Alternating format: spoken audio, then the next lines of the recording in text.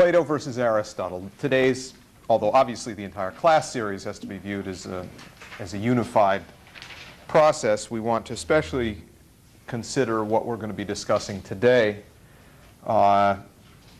directly related to what we discussed last week around the question of Plato. You really want to think of these two philosophical worldviews in comparison to each other simultaneously.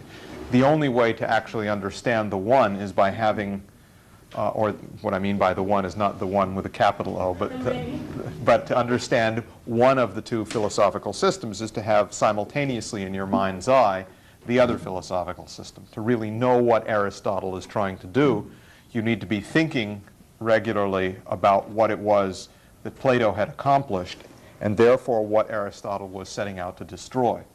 That's really the most significant thing in looking at this thing. And similarly, as we go through some Aristotle, I don't want to go through a huge amount. I'm going to go through a certain amount of Aristotle just so that you get a flavor of this, and then we'll proceed to look at some more modern Aristotelians, not current time Aristotelians, but some of the period of Adam Smith, in particular David Hume, and a couple of other exponents of British philosophical radicalism, empiricism, to get an idea of what Aristotelianism actually looks like in action in a format that you might be a little bit more familiar with.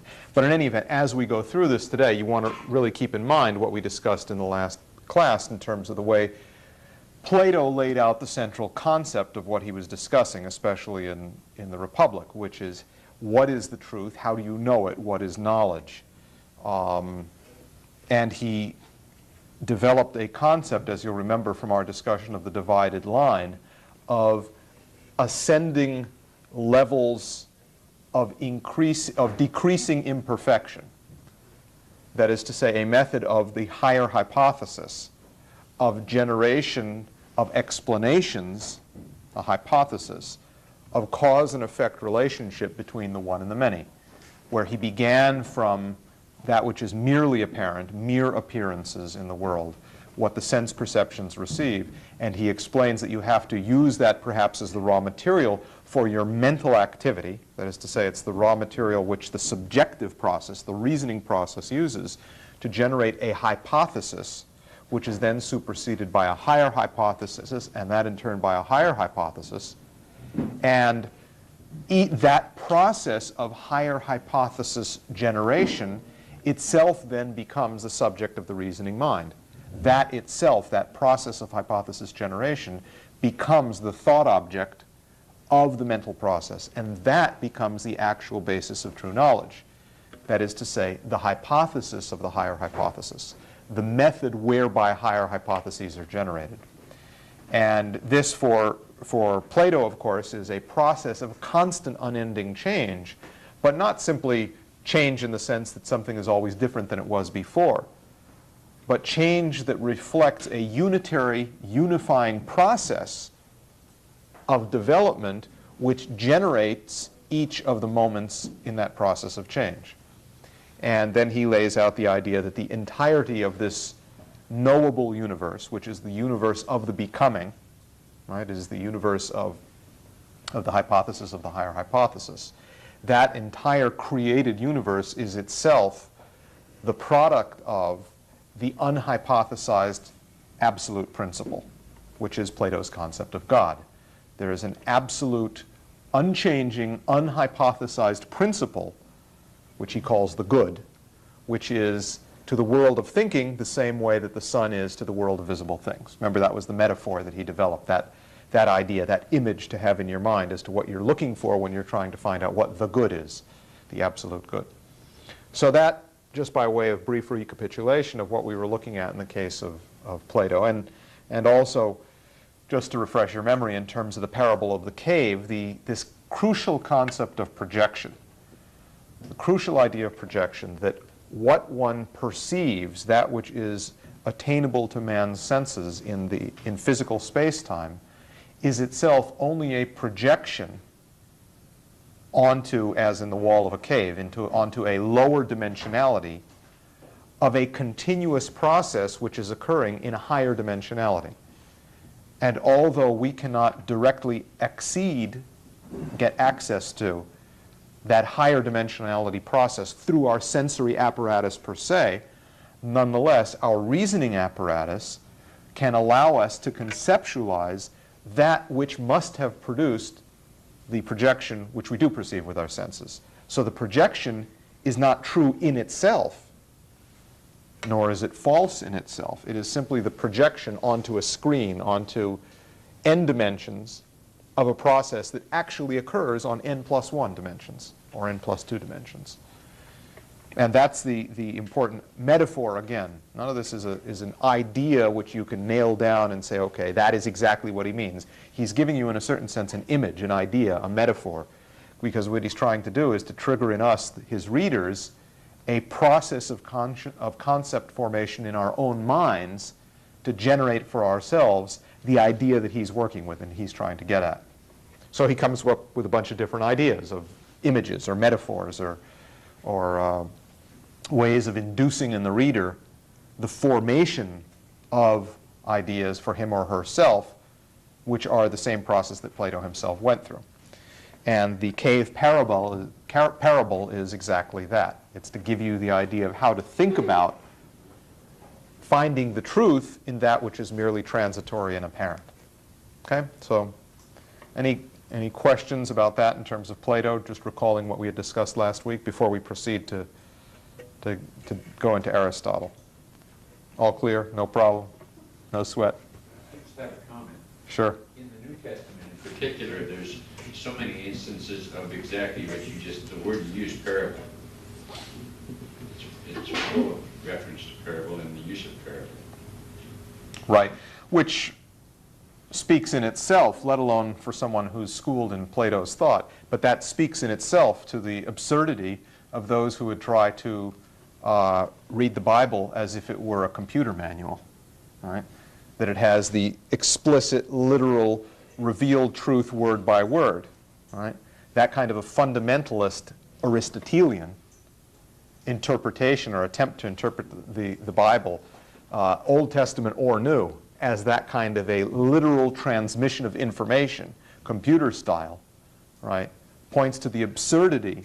It's a total contradiction in terms. It points to the very absurdity of the approach in that case, because in fact what is being communicated by the very idea that's put out in the very first words of the Bible, that man is made in the living image of God, is precisely the process of concept formation, of creativity, which is totally contrary to any attempt to put any kind of transliteration or literal meaning on word-by-word analyses of the Bible, or anything else for that matter. All right? I mean, any actual concept, anything that actually communicates an idea, you cannot possibly communicate in that kind of literal way. Well, if you compare them to the back manual, which were written about the same time. As the Old or the New Testament? Where do you stand on this? The Old Testament. The Old Testament. I'm a traditionalist. Okay. Okay. In fact, there's some people who include the first Vax manuals as one of the Gnostic books of the Old Testament. So, but be careful. You don't want to fall into Gnosticism on this, right? So, all right. Now, see what's interesting here. Let's take a brief parenthesis. Why is it funny? I mean, that was pretty funny. It wasn't one of your world's most stellar jokes. It's not, I mean, it's nothing like... Why? Why? What's the irony? What did he say that was funny? Would you say again? Well, it was a metaphor. Yeah. It was a metaphor. It was negentropic, and it was Leibnizian. Okay, right. And it was undoubtedly Platonic and anti-Aristotelian. Okay. It was isotropic. Well, that's the way fundamentalists look at the Bible, the way. Yeah. That's what it's ironic. Yeah, but what was funny about what John said? What was... Point to the part that was funny. Because He didn't say the computer is slow. Yeah, but that's the metaphor. Ah, exactly. There's nothing that he said that's funny. As usual. As usual. Which Which is why Dennis is giving a class. What was funny was the fact that he was the one that said it. Yeah. No, that made it funnier. But no, nothing that he said is funny. It's what he didn't say. It's what he left unsaid. It's the completed portion of the phrase that he left to every individual mind here to complete. That's what was funny. It's exactly what was not said. It's the unstated part. What he said was a literal statement, which juxtaposed in an ironic fashion two things. And he's implicitly saying that what's the implicit point? You can see how if you dissect the joke, it becomes extremely unfunny. What was he saying? I mean, and if you do this to one of Fernando Quijano's jokes, you'll probably cause a thermonuclear reaction. In the case of John's, it's merely boring. But if you just say, okay, what was funny? Well, he said that he made a parallel between the Vax manual and the Old Testament of the Bible, right? That people read the thing the same. What's the implicit point? What's he saying? Well, that the Vax manual is extremely old, right? What does that imply? Well, that implies that it's extremely old because the Vax is extremely old. And he's talking to a group of people who have had the unpleasant experience of sitting around twiddling their thumbs, waiting for it to do anything. Blink at you, finally say, I'm dying. Right? Anything, just speak to me. Right? Nothing. Okay? Now, if he had said that in a room of people who had never seen a Vax or never used a Vax, someone who was born in the last 20 years, for instance. Well, almost, sorry. It wouldn't be funny. Anyone who didn't know what a Vax was, it wouldn't be funny. So he was depending on some prior knowledge of a different subject to establish a parallel, a metaphor in your mind of two things, neither of which is funny. The Vax is particularly unfunny. But the comparison of the two, which he forces you, the listener, to make, is what introduces the element of humor. And that's what a joke is. That's what a pun is, also in particular, a play on words, right? A pun, right? I don't know about that. But you see, when you describe a joke, when you dissect it, when you say, okay, let's find the funny part, it's all of a sudden not particularly funny anymore, right? It's like saying, well, let's dissect this human being to find exactly what makes him live. You kill it if you slice it too thin, right? And that's how it works, and that's what humor is. That's exactly how humor works. Exactly that kind of thing. And good jokes, the premise of a good joke, like any good bit of poetry, is to trigger in the mind of the person listening a creative flash of insight, which is humorous in the generation of that unstated part of the joke. The stated part is never funny. It's the in-betweenness. Nothing that John Heffel says is funny. I think we can safely conclude that that's the first lesson learned in tonight's class. You don't disagree, do you? No, not at all. Yeah.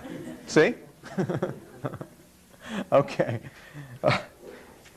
Now, anything else on Plato or anything else for that matter before we proceed on Aristotle? You'll get no more jokes. Okay. All right.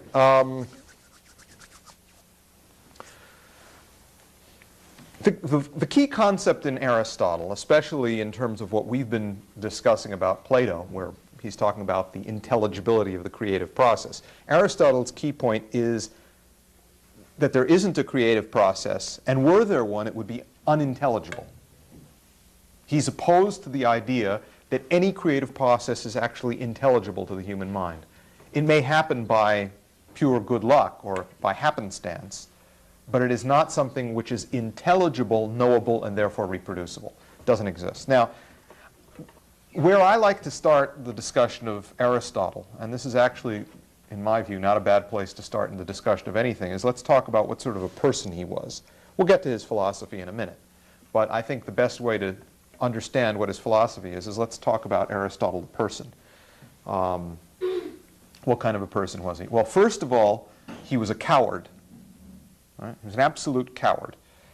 Secondly, he was affected. He had affectations. He wanted to act the role, to act a certain part. And I'm going to read you from Aristotle himself to demonstrate this. And third, he was an absolute Philistine. He had no belief whatsoever in the importance of ideas or anything like that. He had a completely Philistine, puerile view of man's mind, starting from his own mind. Now, okay, the cowardice side. This part I really kind of like, for reasons which you'll understand shortly. He was born in 374 BC. At the age of 18, in 366 BC, he joined Plato's academy at Athens. And he stayed there for 18 years, from 18 till 36.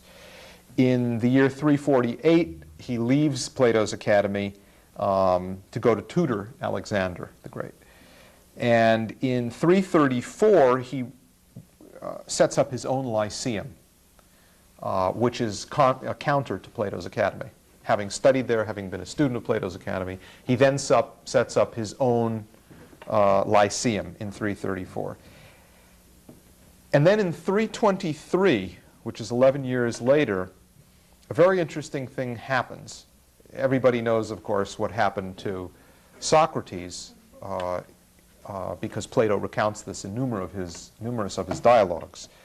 You all know, of course, that he was accused of impiety by the Athenian authorities for poisoning the minds of youth by teaching them things which challenged the religious views of the day, supposedly, and their piety and their understanding of the world.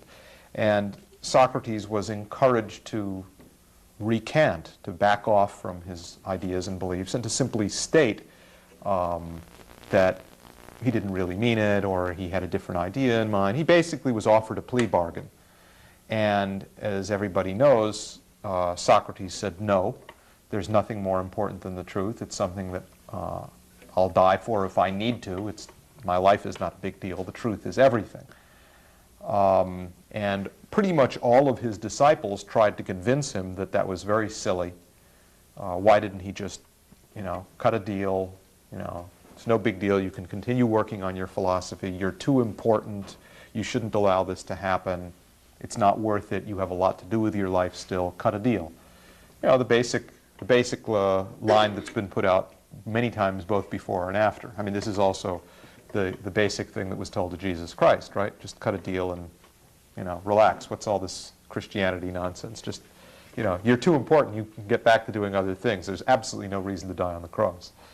And basically, Socrates was offered a deal, and Socrates said no. He voluntarily chose his own death penalty in defense of the truth, because he thought that the truth was more important. So that's what happened with Socrates. Now, in 323, ironically enough, one of the beautiful ironies of history, Aristotle was also accused of impiety, right? Of being impious, impiedad. Right? And what Aristotle said is the following. They told him he had to shut the Lyceum and leave because he was spreading impiety. And he said that he did not want to, and he would not give Athens a second chance to sin against philosophy. And therefore he left. Meaning the first time Athens sinned against philosophy by allowing Socrates to be killed, and he, Aristotle, would not allow the Athenian population to sin against by killing him. And therefore, he said, I'm out of here. That's Aristotle. And he went home, and he lived with his mother, and he died the next year. That's the story of Aristotle. So if you want to know how important his ideas and his philosophy is to him, it's just that important. Just that important. When he was told, where do you stand? He said, hey, I'm out of here. See you later. I'm gone. Philosophy? Oh, I wouldn't want Athens to sin twice. Oh, no, no. Philosophy is so important for me that I'm going to save my skin.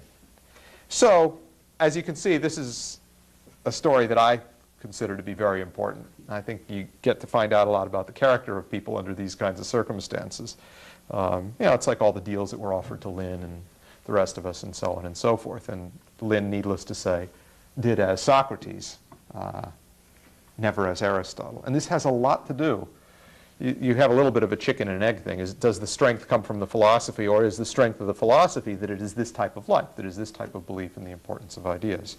The two, in any event, go very close together. So Aristotle went home, lived with mom, and died the next year, 322. Now, so much for the cowardice. On his affectation, Aristotle has in the Nicomachean Ethics a description of what he calls the proud man, which is very revealing, aristocratic pride. And he says this in a favorable light, proud in the sense of you should be proud of this. And it gives you an idea of the kind of person he clearly thinks that he is or would like to be. And in Book 5 of the Nicomachean Ethics, he says the following. He says, "The proud man does not expose himself to trifling dangers." We found out that for sure. He does not expose himself to trifling dangers, nor is he fond of running risks at all, since there are few things that he values highly enough to make the risk worth a while. Great dangers, however, he is willing to face, and when he does so, he is unsparing of his life, knowing that it is not worth keeping at the cost of honor. Interesting. And then he says, "The proud man will, of course, be open in his hatreds and friendships, for concealment in these respects is cowardly. Caring more for truth than reputation, he is frank in word and deed, for his very disdain leads him to speak boldly. Consequently, he is truthful, except so far as he speaks with light irony, an attitude that he will adopt in dealing with the masses. Again, he is no gossip. He will not chatter about either himself or others, since it is no concern of his to receive compliments or to bestow either compliments or blame. He speaks no evil of others unless by way of deliberate insult to an enemy.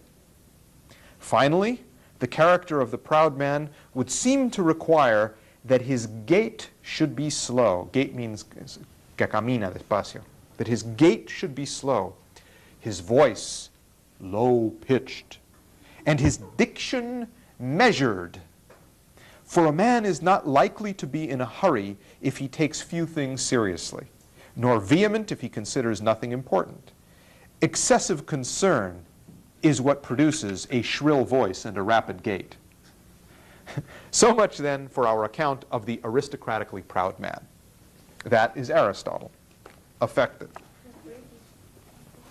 What's that? Like the British? Yes, it sounds very British, exactly. Exactly. A slow gait, speaking in profound tones, not hurried about anything, with disdain for the masses, right? Above it all. Who's then such a coward that he runs away when the truth is on the line.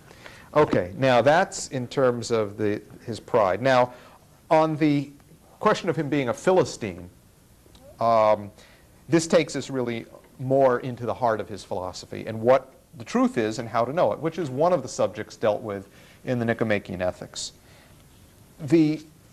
Now, again, please keep in mind at every point, and if you don't recall, ask what Plato's view is on the same subjects that we're taking up here, because it's the comparison of the two that I'm trying to get at for you to recall. Now, the first thing he says about the truth is that it's only approximate. There is no such thing as the truth. Seeking the truth is a mistake. We must be content with a rough approximation to the truth. For when we are dealing with and starting out from what holds good only as a general rule, the conclusions that we reach will have the same character. Let each of the views put forward be accepted in the spirit, for it is the mark of an educated mind to seek only so much exactness in each type of inquiry as may be allowed by the nature of the subject matter. In other words, you can't really find out the truth. You can only get an approximation, so don't push it too hard. Then he says very emphatically that you really should never ask the question, why? That's a very bad question to ask. You don't want to look at things that way. because there aren't going to be answers to that question of why. And he quickly proceeds to a direct, explicit attack on Plato's concept of the forms, what's usually translated as the forms, but which we discussed also as ideas, which Lynn on some occasions has said is better translated as species, in the sense of Cantor's species, but which I think you can also think about usefully in a different translation, which I liked from this book by this character, or this translation by this character Wainwright, which was done in 1935, which is to think of a Platonic idea as an archetype. That's the translation he gives. It's like species, an archetype, un archetipo. An idea is not a thing, it's an archetype. And this is the way Wainwright puts the point in a footnote. He says the following.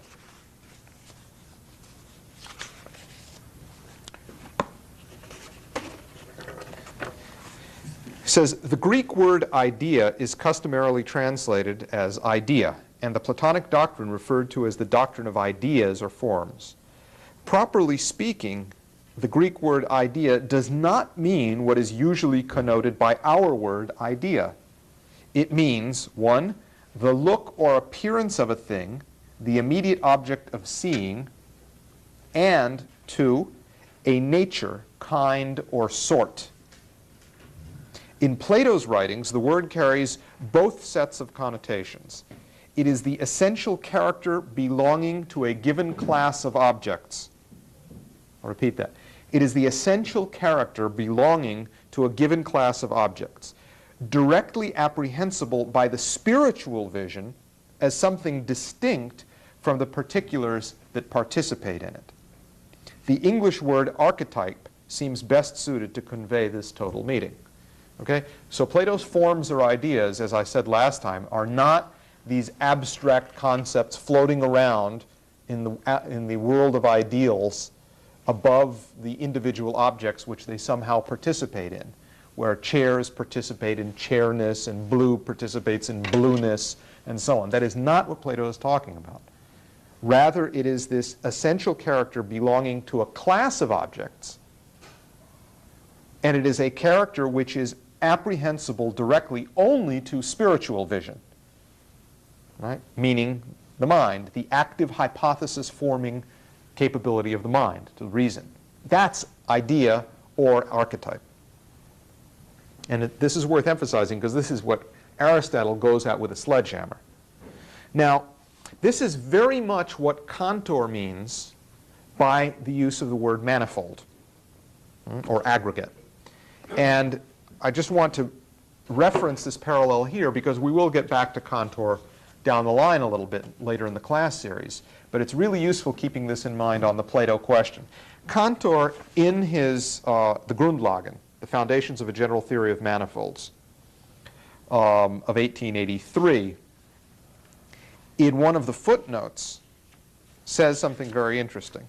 You'll, of course, have read Lynn talking repeatedly about Cantor being firmly grounded in Plato, that his whole outlook is Platonic, and so on.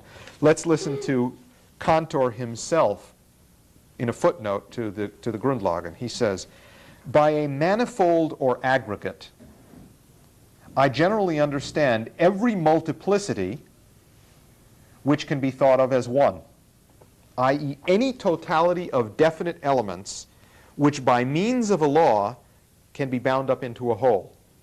And I believe that in this I am defining something which is related to the Platonic idea, as well as to that which Plato in his dialogue, Philebus, or the highest good, calls mikton. Plato counterposes this to the apeiron, i.e. the unlimited, indeterminate, which I call the non-genuine infinite, as well as to the peros, i.e. the limit, and explains it as an ordered mixture of the two latter.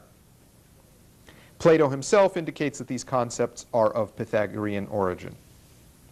And then in another footnote later on, he says, Plato's conception of the infinite is an entirely different one than that of Aristotle. Similarly, I find points of contact for my conceptions in the philosophy of Nicolaus Cusanus. So that's Cantor talking about himself and his concept of the infinite, that he shares a view with Plato, not Aristotle, and causa. Okay, so, but did you get that part at the beginning? That was the key thing that I wanted to get across with this archetype or manifold idea, or the Greek idea thing. Any totality of definite elements, a multiplicity, which by means of a law can be bound up into a whole. That's what Cantor is talking about.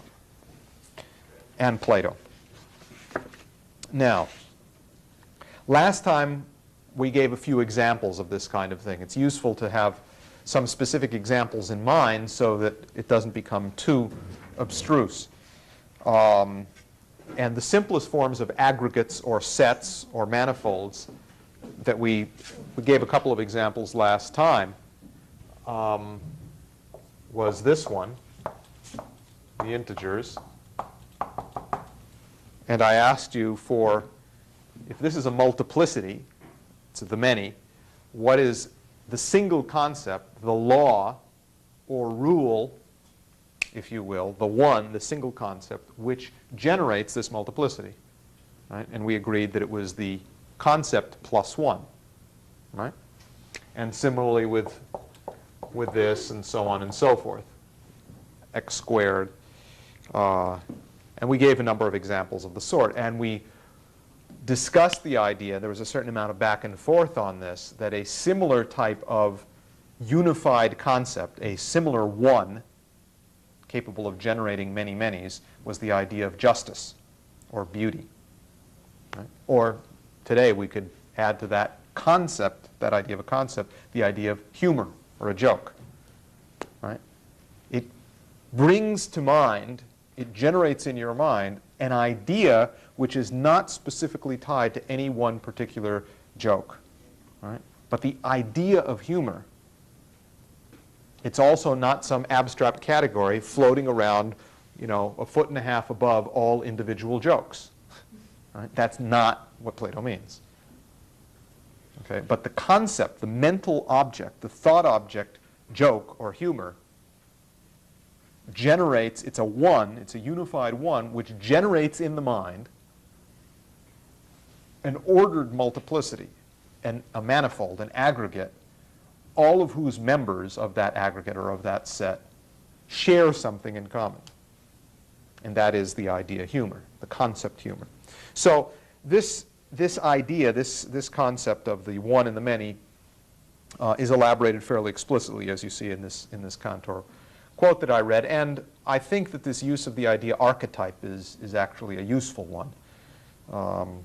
I don't want to try to pin any one word or any one translation down because I don't know Greek, and I'm sure that has enormous inadequacies. But I found it useful, at least in triggering in my mind, the mental process that is useful to come to an understanding of this concept. So maybe it will for you as well. Okay, in the face of this, yeah, Jim? Didn't Jung and some of the German philosophers use the word archetype quite a lot too? No doubt. No doubt, but with a completely different sense and a completely different meaning. The way we should use it is we should try to use, I mean, that's the problem with any word or any translation that you choose. You're going to generally bring with it a whole lot of baggage from previous usages and forms of thinking that you've learned. And that's the difficulty with anything like this. If you use the word idea, or even if you use the word manifold or aggregate or something like that, you're going to run into that same type of problem. So you've got to try to separate out previous Aristotelian uses of this that you might have run across with a non-Aristotelian idea which we're trying to generate. Okay? Yeah? How does geometry help organize the mind? Because, you know, when you build a solid, and then you build another more complex solid, isn't that just the same thing as, you know, figuring out what the next number is on the line? I mean, as opposed to using geometry to, you know, for metaphorical purposes. Well, I mean, there's many points to this. I mean, one is that it gives you a very good sense of the way physical space-time is organized. All right? Why are there only 5 regular Platonic solids? It's the metaphor that you want to. Yes, I mean, sure, the idea is not to learn geometric formulas. I mean, the idea of working with geometry is not to become a great geometrician, per se. The idea of geometry is that it teaches your mind to think in the proper fashion. It educates your mind to think in the proper fashion. Same thing with music. The purpose of this isn't entertainment or knowledge in abstract. The purpose is to use this ability to think in the proper fashion to accomplish the job, the tasks that need to be accomplished. Our interest in studying geometry is not to become great geometers. Our interest in studying geometry is to figure out exactly what the proper shape is of the jail cell that we're going to put Henry Kissinger in. That's the kind of thing that you want to think about. All right? You know, Lynn has always proposed the idea of putting him in a very, very deep pit, deep underground. You know, since we're opposed to the death penalty, and eventually even Kissinger could conceivably find redemption. You know, preferably way, way down. That's the best place he should look for redemption. And then all of the widows and the orphans of the world who are the product of Kissinger's policies and of Kissinger's masters can come by and leave their due respects for him from any of their bodily functions that they care to execute on the spot. That was Lynn's proposal of the best way to handle the Kissinger question. So this is, and I'm cleaning it up. So that's one very useful way to think of geometry. But kidding aside, it raises questions. It helps you to think about the way in which the world, the universe functions. What is the nature of the way the world functions? Why should there be 5 and only 5 Platonic solids? Well, you learn a lot about why that's the case by actually going about the process of constructing them. If you actually try to build the 6th one, right, and you take triangles, for example, and you say, okay, there's got to be another way to put them together, you will rapidly discover as you try to do it with cardboard or whatever, that there is no way that the physical geometry of existing physical space-time can hold it. It doesn't work. You've got too many. Same thing when you take squares. After you've done your thing with squares, that's it. You can't do any more. All right, or the pentagons and so on and so forth. So what you're doing in the process is that you're discovering an underlying principle of the way physical space-time is actually organized through the process of engaging in these constructions, these geometric constructions. Because that becomes a very interesting question. And then you're on to the question of why is it organized along the lines of the golden proportion, the golden mean. So, okay, let me proceed. I know you're all trying to avoid Aristotle. That's very good. But as all clinicians, we must study the disease in order to recognize it wherever we see it. So, okay, so in the face of this idea of the concept of a unitary idea, a one, which explains the causality of the multiplicity, where it comes from, Aristotle says that the one, the idea of the good in particular, does not exist. And he attacks Plato directly on this. And he says it in this way. He does everything other than mention Plato by name. But it's quite clear. He says, those who have introduced the theory of forms or ideas are friends. Thank you very much. Nevertheless, I'm going to read this whole page. It's not that long, but it'll give you the basic Aristotelian idea. Those who have introduced the theory of forms are friends. Nevertheless, it would appear to be the better course, and indeed the only right one, if we lay claim to the title of philosophers, to sacrifice in the interests of truth even what lies closest to us. Both are dear, meaning the friends and truth. But it is a sacred duty to put truth first. And that's his justification of the attack he's now going to launch on Plato.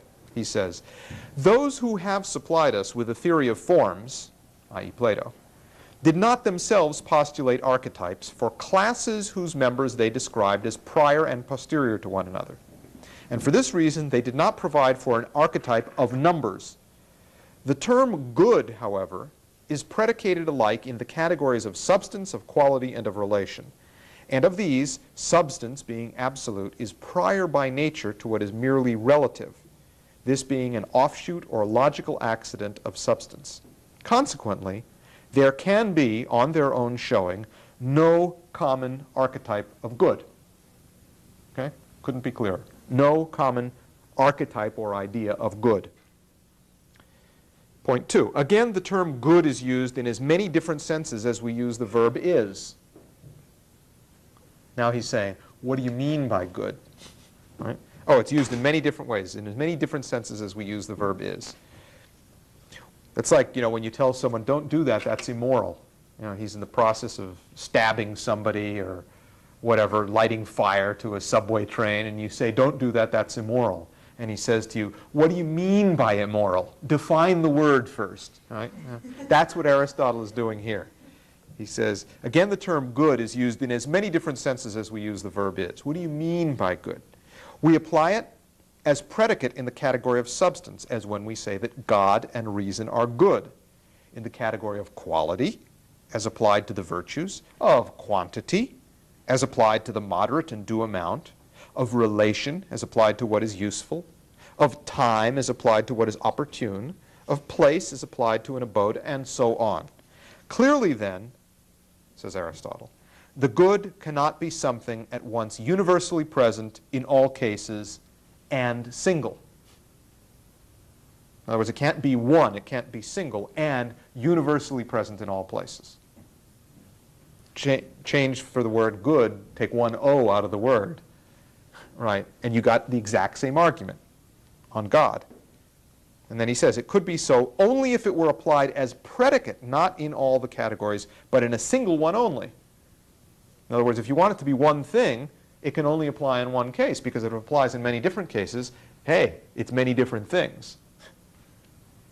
Plato had already solved this problem a long time ago, but look at what Aristotle is doing.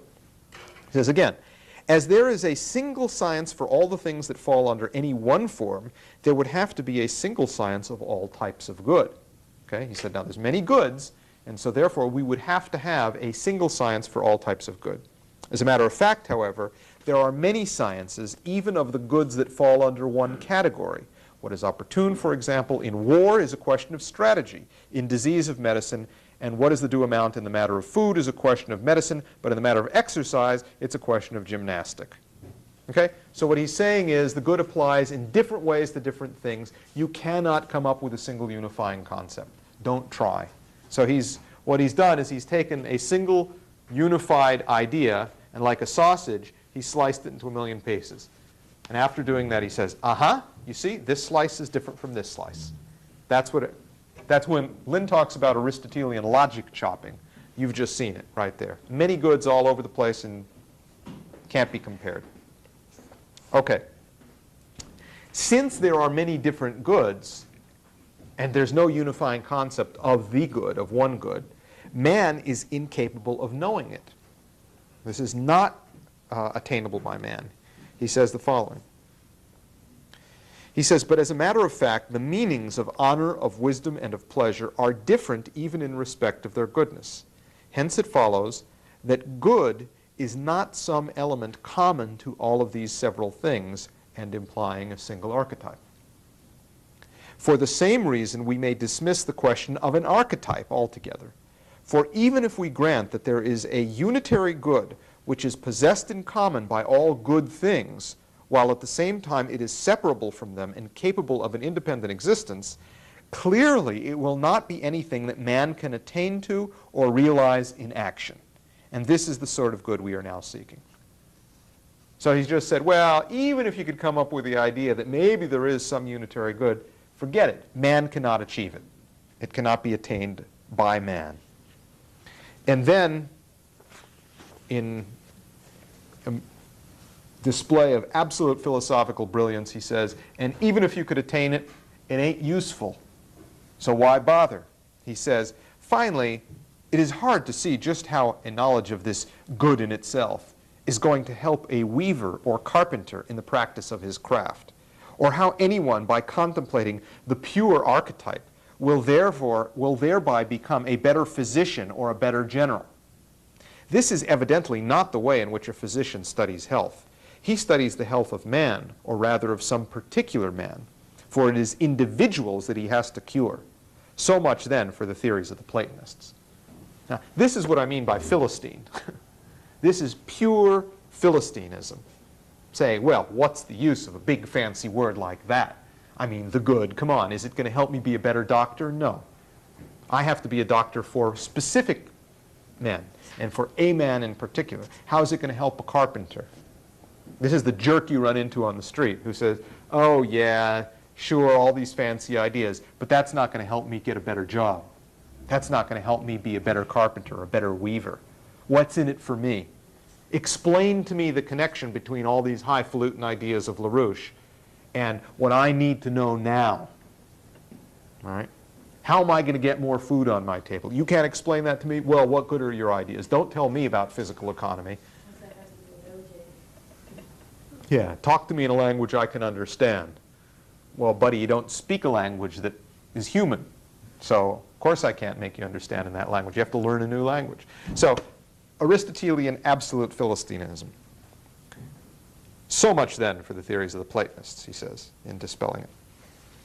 Now, in terms of the epistemology, he then goes on to say, look, the problem here in any event is that everything changes, but in changing, you can't know it.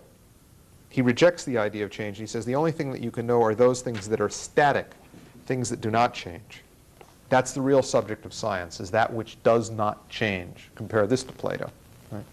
He says, the nature of scientific understanding, using the word in its strict sense, and not as when its meaning is extended by analogy, may be explained as follows. In the first place, we all take for granted that what we know scientifically is something that fundamentally cannot vary. Since in the case of things that can vary, once they have passed beyond the range of our observation, we cannot know whether they exist or not. The objects of scientific understanding must therefore have the character of necessity. This means that they are eternal. That is to say, they don't change. Right? And that's the only thing that you can know anything about. Anything that changes, you know nothing. Of course, Plato and Heraclitus have already demonstrated that all reality is nothing but change. Right? And then Aristotle goes on to say that, therefore, the only way you can know anything is you know the particular specific thing, and then you can proceed by building blocks to a concept of something larger and something larger, and maybe eventually, if you add enough building blocks or bricks, you can get to a universal idea. And that experience is the source of all actual real knowledge. Experience, personal experience, perception. And he says it as follows. The first principles of philosophy and natural science are built up from experience. And then he says, and this is, he says, talks about the same matter in De Anima. There's a very good quote on this, which I'll read you. He says,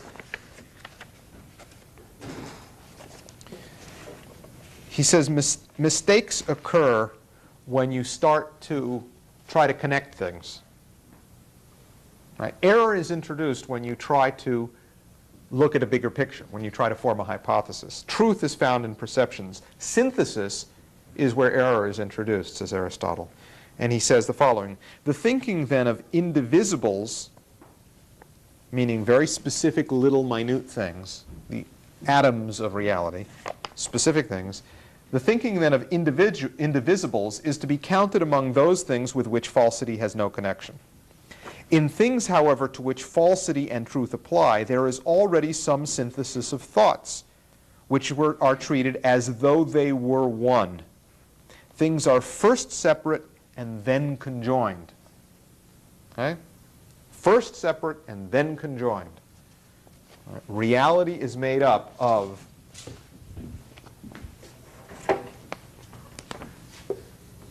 this atom and this atom and this atom and that atom and this atom, and they're like building blocks. It's bricks. And the only thing you can really know at all is your experience of this particular atom. And when you start trying to connect them, that's synthesis, and that's where you introduce errors. That's a good strict definition of Aristotelianism. So only perceptions are true, not any ideas, not the mental process that tries to connect them. That's where you begin to get errors. Now, where does this basic epistemology lead Aristotle in terms of his thinking on matters such as morality and the existence of the soul, God, and so on and so forth? What's his moral outlook? Where does such an epistemology lead you to in moral outlook? I think you can make a pretty good educated guess. But let's follow Aristotle's logic on this. The irony of this book is the title, De Anima, on the soul, because it's a book on the soul in which he demonstrates, or tries to demonstrate, argues that the soul doesn't exist, which is one reason why it's a little bit ironic and humorous for any Christian to say that he is simultaneously an Aristotelian. Because the fundamental argument in Aristotle is that the world is such that the soul does not exist. So what sort of a Christian outlook is this that posits Aristotelianism? That is to say, that argues that a soul does not exist. Now, let's listen to what he has to say on this. First of all, he says, look, he takes up the issue of Plato directly on the issue of the one and the many, and Plato's concept of the soul. Plato equates the soul with mind, with thought, that thinking process, that creative process, which is what is man's soul. And Plato attacks him. He says the following: Plato is clearly wanting his world soul to be of the same kind as that which is ordinarily called the intellect. But the intellect, says Aristotle, is a single and continuous thing, as is thinking. And thinking just consists of thoughts. Interesting. Press the red button where you think that a little bit of cheating is going on. You all have a red buzzer in front of you. Press your red buzzer. Right? That's an interesting sentence, right? But the intellect is a single and continuous thing, as thinking. And thinking just consists of thoughts. Now, is that true? Yeah. I thought you weren't allowed to connect thoughts into thinking. Aha. Aha. How is it possible? Well, he's going to say just that. If thinking is made up of thoughts, like the blocks there, right, the atoms, how can you have a process of thinking? He says, you can't, exactly. He says, but these are one only by being in sequence. Right? 1, 2, 3, 4 in sequence, as in the case with numbers. Exactly what you just said. And not in the way that a quantity is one thing. Thus, it cannot be in this latter way that the mind is continuous.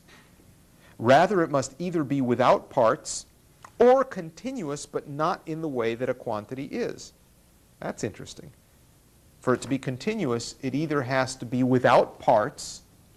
In other words, if it's going to be one, it can't also be many. Right? That's what he's saying.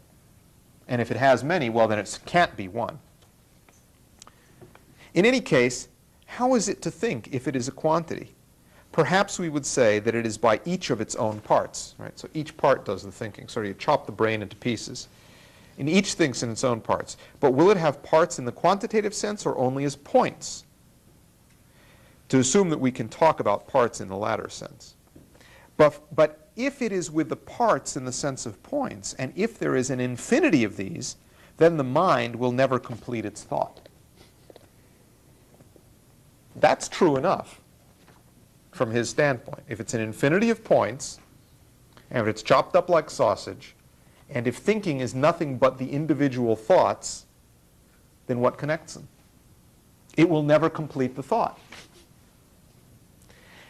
And then he says, there is a further puzzle as to how, if the mind is without parts, it will think that which has parts, and vice versa. So he's really completely at a loss to have any sort of explanation of the idea of the one and the many. And if you start from the many, if you start from the parts, in effect, you cannot justifiably come to a summation of the parts, which is the one. Therefore, the mind doesn't exist. Thinking doesn't exist. You can never complete a thought. You've all obviously talked to people like that. Right? They never quite, they'll say 17 different things. They interrupt themselves. They go off in another direction. They never complete a thought. It's really disorienting to try to talk to that person. That's what Aristotle is saying, the way the mind works generally. Then he says, okay, if that's the way the mind is, there is no mind, there is no soul. So the question is, what do we do to get people to do the right thing? What's right, what's wrong? He says, well, the best way to do this is let's just use hedonism. Let's use pleasure and pain. right? It's a reality. Let's make use of it. And he says the following. This is back in the Nicomachean Ethics. He says, again, a love of pleasure has been fostered in all of us from infancy, and thus has become so thoroughly ingrained in our lives that it can hardly be eradicated. And even in the judging of actions, we all of us tend to a greater or lesser degree to make pleasure and pain our standard. The whole subject, both of moral virtue and of statecraft, is bound up with a question of pleasures and pains. For if a man employs these well, he will be good, if badly, bad. Now that's interesting. The only basis of morality, or ethics as he calls it, is the proper application of pleasure and pain. There is no higher principle. Well, of course there's no higher principle. He's just told you there's no mind, there's no soul, you can't finish a thought, there's no one, there's no archetype, there's no idea, there's no God. Well, of course there's no morality. Excuse me? There is no good. There's definitely no good. There's many specific attributes of good that different good things have, but you can't come up with a universal concept of it. He already said that.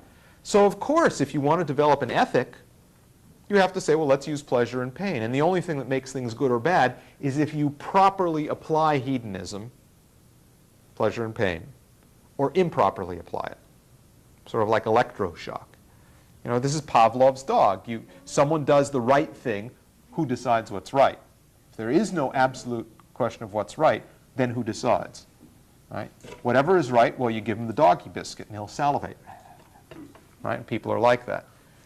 Right? And if not, then you torture him. You electrocute him, or you induce pain somehow. Pleasure and pain. This is the whole behaviorist school of psychology, which psychiatry and psychology, which of course I'm sure you won't be surprised to know was developed at Harvard by B.F. Skinner and other psychologists, who demonstrated and proved something which is in fact true, which is that the laws that apply to the behavior of Pavlov's dog, right? You all know the experiment of Pavlov's dog? You've heard of it? Pavlov's dog, this is a Russian so-called scientist, behaviorist, sort of an animal trainer, a glorified animal trainer, who passed himself off as some sort of big psychologist. And what he demonstrated is that you could induce behavior that you were trying to induce in an animal by presenting a stimulus and getting a response. And every time the stimulus is present, you'll get the response. For example, every time you feed the dog, you bring him food and you flash on a red light or a green light, let's say a green light. And you bring him food and of course he starts salivating. And you do that 10 times so that the dog gets in his mind the association, the correlation between the green light, the food, and of course he starts salivating. And then the next time what you do is you don't bring him the food, but you just turn on the green light. And Pavlov's dog starts salivating. Brilliant, isn't it? Okay, well that's it. That's behaviorism. And there's a big debate in behaviorism over whether you can do the same thing with negative punishment and positive reward, a mixture of both, and so on. This is OBE, by the way. This is exactly what the whole school system idea is. You reward people for doing the right thing, for showing the right behavior. What's important is behavior, not thinking, but behavior, your expressed affectations, like Aristotle. And you reward them if they do it right, and you punish them if you do it wrong. B.F. Skinner did a whole bunch of experiments with pigeons, basically, in which he gave electroshock to these animals, did all sorts of things, and got them to respond a certain way. They would peck at certain keys, and he did all of this sort of stuff. And then he, of course, made the great leap to say, well, this is obviously the way the human mind works too. And it is certainly the case that you can, through behaviorism and attendance at Harvard, reduce the human mind to the level of a pigeon. There's no question. That you can do. You can make of human beings virtual pigeons. That you can do. But that's not what makes them a human being. You never can make a pigeon into a human being. You can't make B.F. Skinner into a human being. You can make B.F. Skinner into a pigeon. And the behaviorists and the pigeons, they share a lot in common. But that's the form of argument. That's behaviorism. That's what Aristotle is saying. you've got to use pleasure and pain to induce people to do what's, quote, good and bad. Yeah? Tengo un comentario sobre eso de comparar. Ayer pasó un programa de televisión anoche que se llama Talk with Animals. Y lo que estaban haciendo es que estaban comparando a los chimpancés con los niños. Y ponían a los chimpancés a hacer cosas, por ejemplo, agarrar una galleta. Y ponían dos cosas, una donde se podía agarrarla y otra donde se caía la galleta. Y el chimpancé agarraba donde no se caía la galleta. Y después ponían a los niños a que hicieran lo mismo y los niños agarraban la parte donde se caía la galleta. Entonces el comentario que dijo que los chimpancés son más inteligentes que los niños. Yeah, she's saying she saw a TV program on chimpanzees and children, drawing the parallels, saying that basically children and chimpanzees are the same thing, only that the chimpanzees are actually smarter, because they set up a situation where there was a cookie there for the chimpanzee to grab and the kid to grab, but if you did it the wrong way, it would fall down and so on. And the chimpanzees always figured out how to not have the cookie fall down, but the kids didn't. So this was not only comparing chimpanzees with children, but actually saying that the chimpanzees are smarter. But that's the bestial concept of man, is this behaviorist type of thing, which is what Aristotle is saying here. Now, on this question of hedonism, okay, on this question of using pleasure and pain, then further in the Nicomachean Ethics, he says the following. Well, he says, in educating the young, we use pleasure and pain as rudders to steer their course, right, to orient their course. Now, if that's your view of where ethics come from, then, of course, with Aristotle, you will reach the conclusion, as he does, that virtue is the middle ground between different options, none of which is absolutely good. And you must choose, and this is where the phrase comes from, the lesser of two evils. You ever heard that expression? Oh, I got to vote for this guy. He's the lesser of two evils. All right? Well, who are you going to kill today? Your mother or your third cousin? Well, I think I'll kill my third cousin. It's the lesser of two evils. All right? That's the concept of ethics or good in Aristotle, the lesser of two evils. And I'll read you the quote. I didn't know that this is where it had come from till I read this, but this is it. The Nicomachean Ethics. He says, we have now sufficiently shown that moral virtue consists in observance of a mean, a middle ground. And in what sense this is so? In the sense, namely, of holding a middle position between two vices, one of which involves excess and the other deficiency, and also in the sense of being the kind of a disposition which aims at the middle point both in feelings and in action. As it is hard to hit the exact mean, we ought to choose the lesser of the two evils. Okay?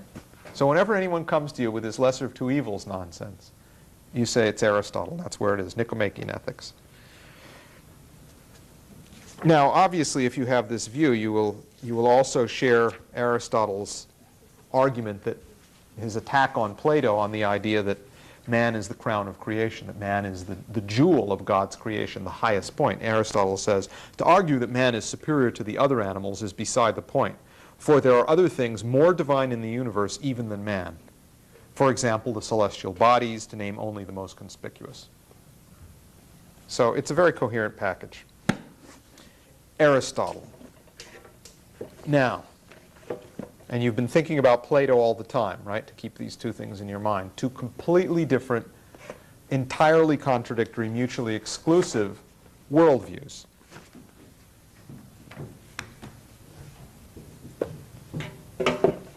David Hume,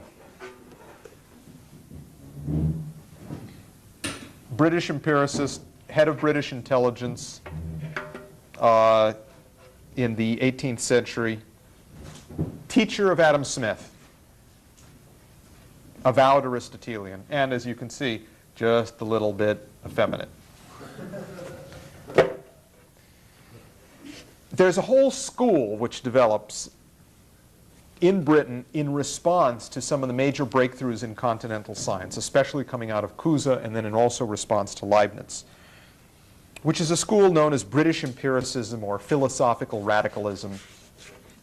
They're all worth reading from a clinical standpoint, the same way an oncologist has got to study cancer to know what's going on, but always from the standpoint of knowing what healthy tissue is.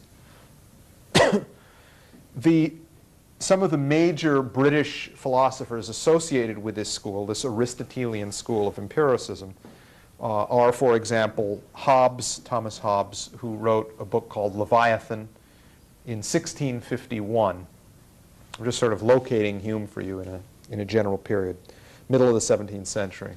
Hobbes's view of man is basically that men are complete animals and they'll display their bestiality by destroying their fellow man if necessary to get what they want for themselves, to satisfy their own hedonistic impulses.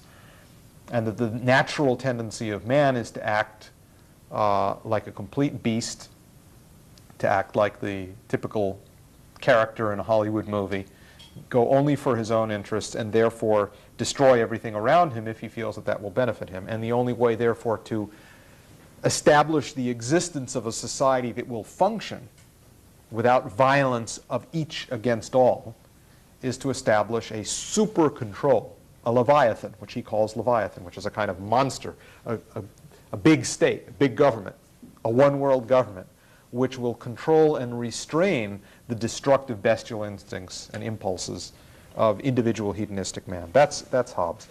40 years later, more or less, in 1690, John Locke writes his essay concerning human understanding, which shares the same basic outlook of total empiricism, of Aristotelianism. Following Locke, and I won't go into either of those, you can read them on your own if you like. It's interesting. It's very transparent. Once you've read Plato and know a little of Aristotle, these guys are completely transparent, as is Hume, as you'll see in a moment. Hume was born in 1711, died in 1776. It's not known if the Declaration of Independence is what killed him, but probably. There would be a certain lawfulness and coherence and justice to that. In 1748, he wrote one of his most famous works, if not his most famous work, called An Inquiry Concerning Human Understanding, which I'll come to in a minute. So he's in the middle of the 18th century. One of his prize students is Adam Smith. Hume, incidentally, is the head of British intelligence, British Secret Service. That's one of the other things that he does. He develops his philosophy, supposedly, as part of this operation. Adam Smith is a student of his. Adam Smith is 1723 to 1790. And of course, Adam Smith writes The Wealth of Nations in 1776, which is the British system polemic against American system economics. Having written previous to that in 1759 a study which Lynn quotes a lot called The Theory of the Moral Sentiments, where he lays out his view of morality, his view of man and morality, which is the premise from which he then elaborates an economic system premised on that idea of man. So Smith is following directly in the footsteps of Hume, and of course after Smith come people like Jeremy Bentham, who in 1789 writes The Introduction to the Principles of Morals and Legislation, which is the systematic statement of the hedonistic philosophy, what Bentham calls the philosophic calculus, in that man seeks his own felicity or happiness and avoids pain, and everything he does can be measured as a Newtonian calculation, a calculus of quantities of pleasure and pain, and man acts exclusively on that basis. Man is a little calculating machine, and that's Bentham's his whole theory. Now, on Hume, I'm not the only one I want to talk about a little bit. I want to read a little bit of Hume to you, just so that you'll get a strong odor of Aristotle. Okay. Either that or you'll think someone here has an upset stomach. But some people may have an upset stomach. We can't rule that out. We're going to come to the question of experiments and causality in a minute. There may be, when you smell that strong odor, you can reach the conclusion that either someone or a number of us have upset stomachs, or you will say, aha, Aristotle, okay? Because the two smells are very similar. Now, Hume. What are Hume's key points? First, he says that the mind, the human mind, is nothing but a succession of perceptions. There is no one. There is no unified one. There's only manys. Point number two from Hume. This understanding, he says, of the world leads us to a fundamental skepticism. And he develops out a skeptical philosophy. Skeptical in the sense that if the only thing that you know are perceptions of individual things, then you cannot possibly establish any necessary connection between any two such perceptions. So there's no causality. A happens and B happens. But if all you know is the perception of A, there is nothing in that perception per se which can possibly force the existence of B. No causality. All you have is a correlation. No causality. And this leads to complete skepticism. Hume gets around this skepticism by positing, he brings in a little contraband to solve the problem in the Aristotelian tradition of Philistinism. And he says, well, maybe there's skepticism, but actually this is all settled by habit and custom. And he differs with Hobbes in particular in that the habit and custom which men have, which sort of brings everything together, is not only this bestiality and this horrible, violent sense of self, but Hume comes to argue there's a certain kind of natural selflessness in man. He feels favorable to his fellow man. Why? Well, it's habit. Yeah, but what's your evidence? Well, it's custom.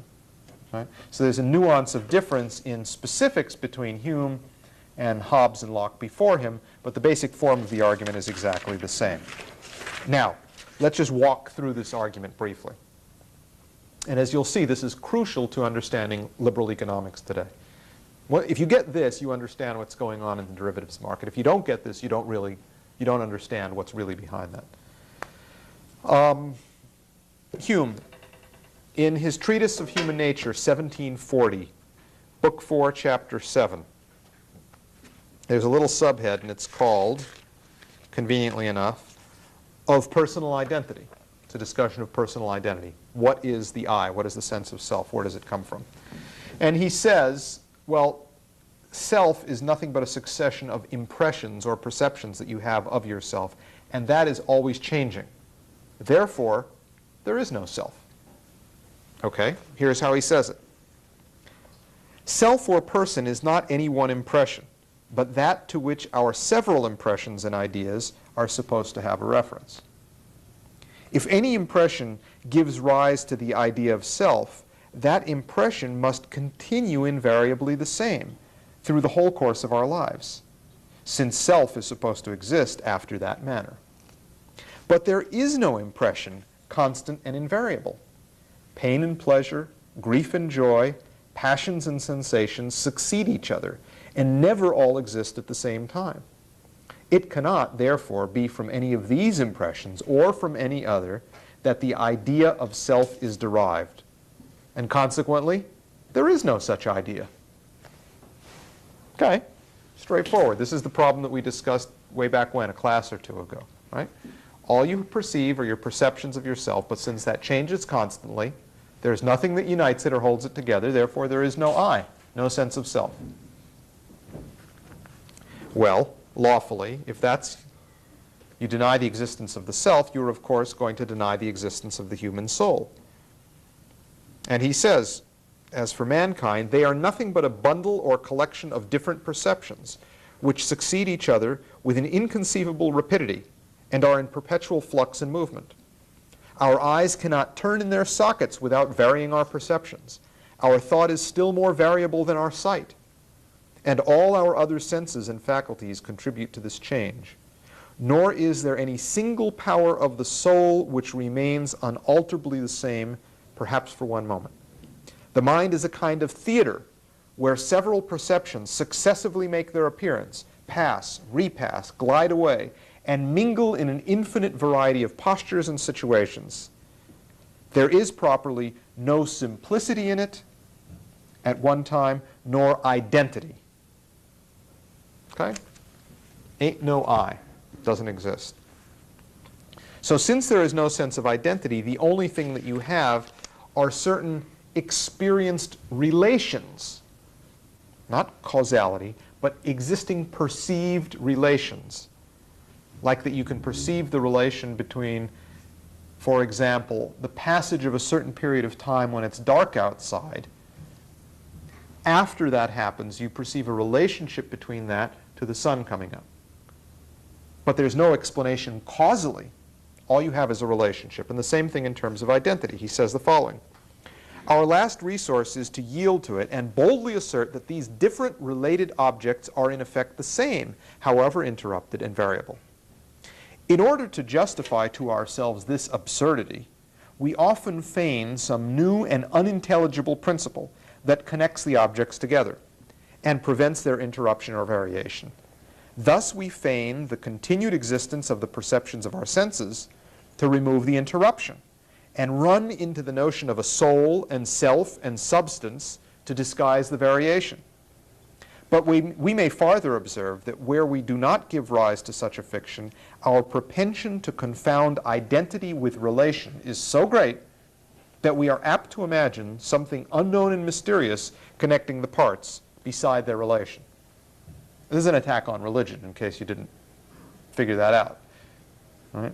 You imagine something unknown and mysterious connecting the parts, but that doesn't really exist. The only thing that actually you have is a relationship.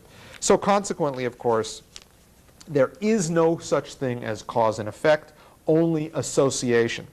And he says, the understanding, the mind, never observes any real connection among objects, and that even the union of cause and effect, when strictly examined, resolves itself into a customary association of ideas.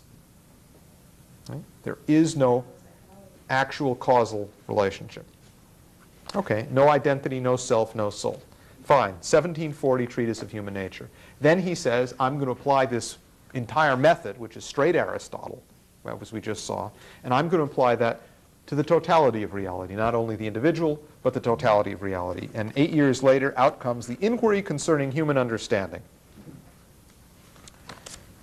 Head of British Intelligence, teacher of Smith. Keep that in mind. And he says, okay, what's the subject matter of our understanding? What do we look at when we apply our mind? He says, well, you look at two different kinds of things. On the one hand, you have relations of ideas, and on the other hand, you have matters of fact. The relations of ideas are thought alone. It's only mental activity.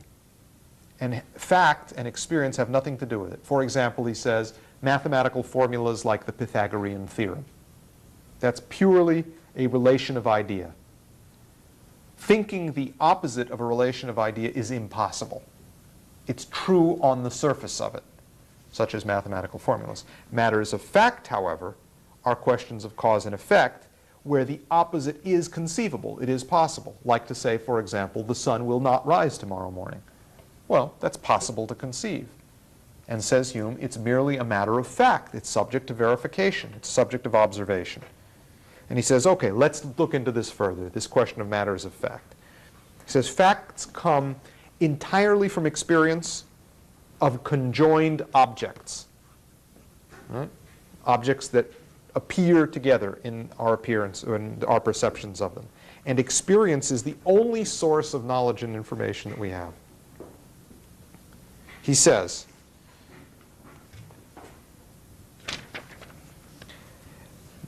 when we discuss facts, we must inquire how we arrive at the knowledge of cause and effect.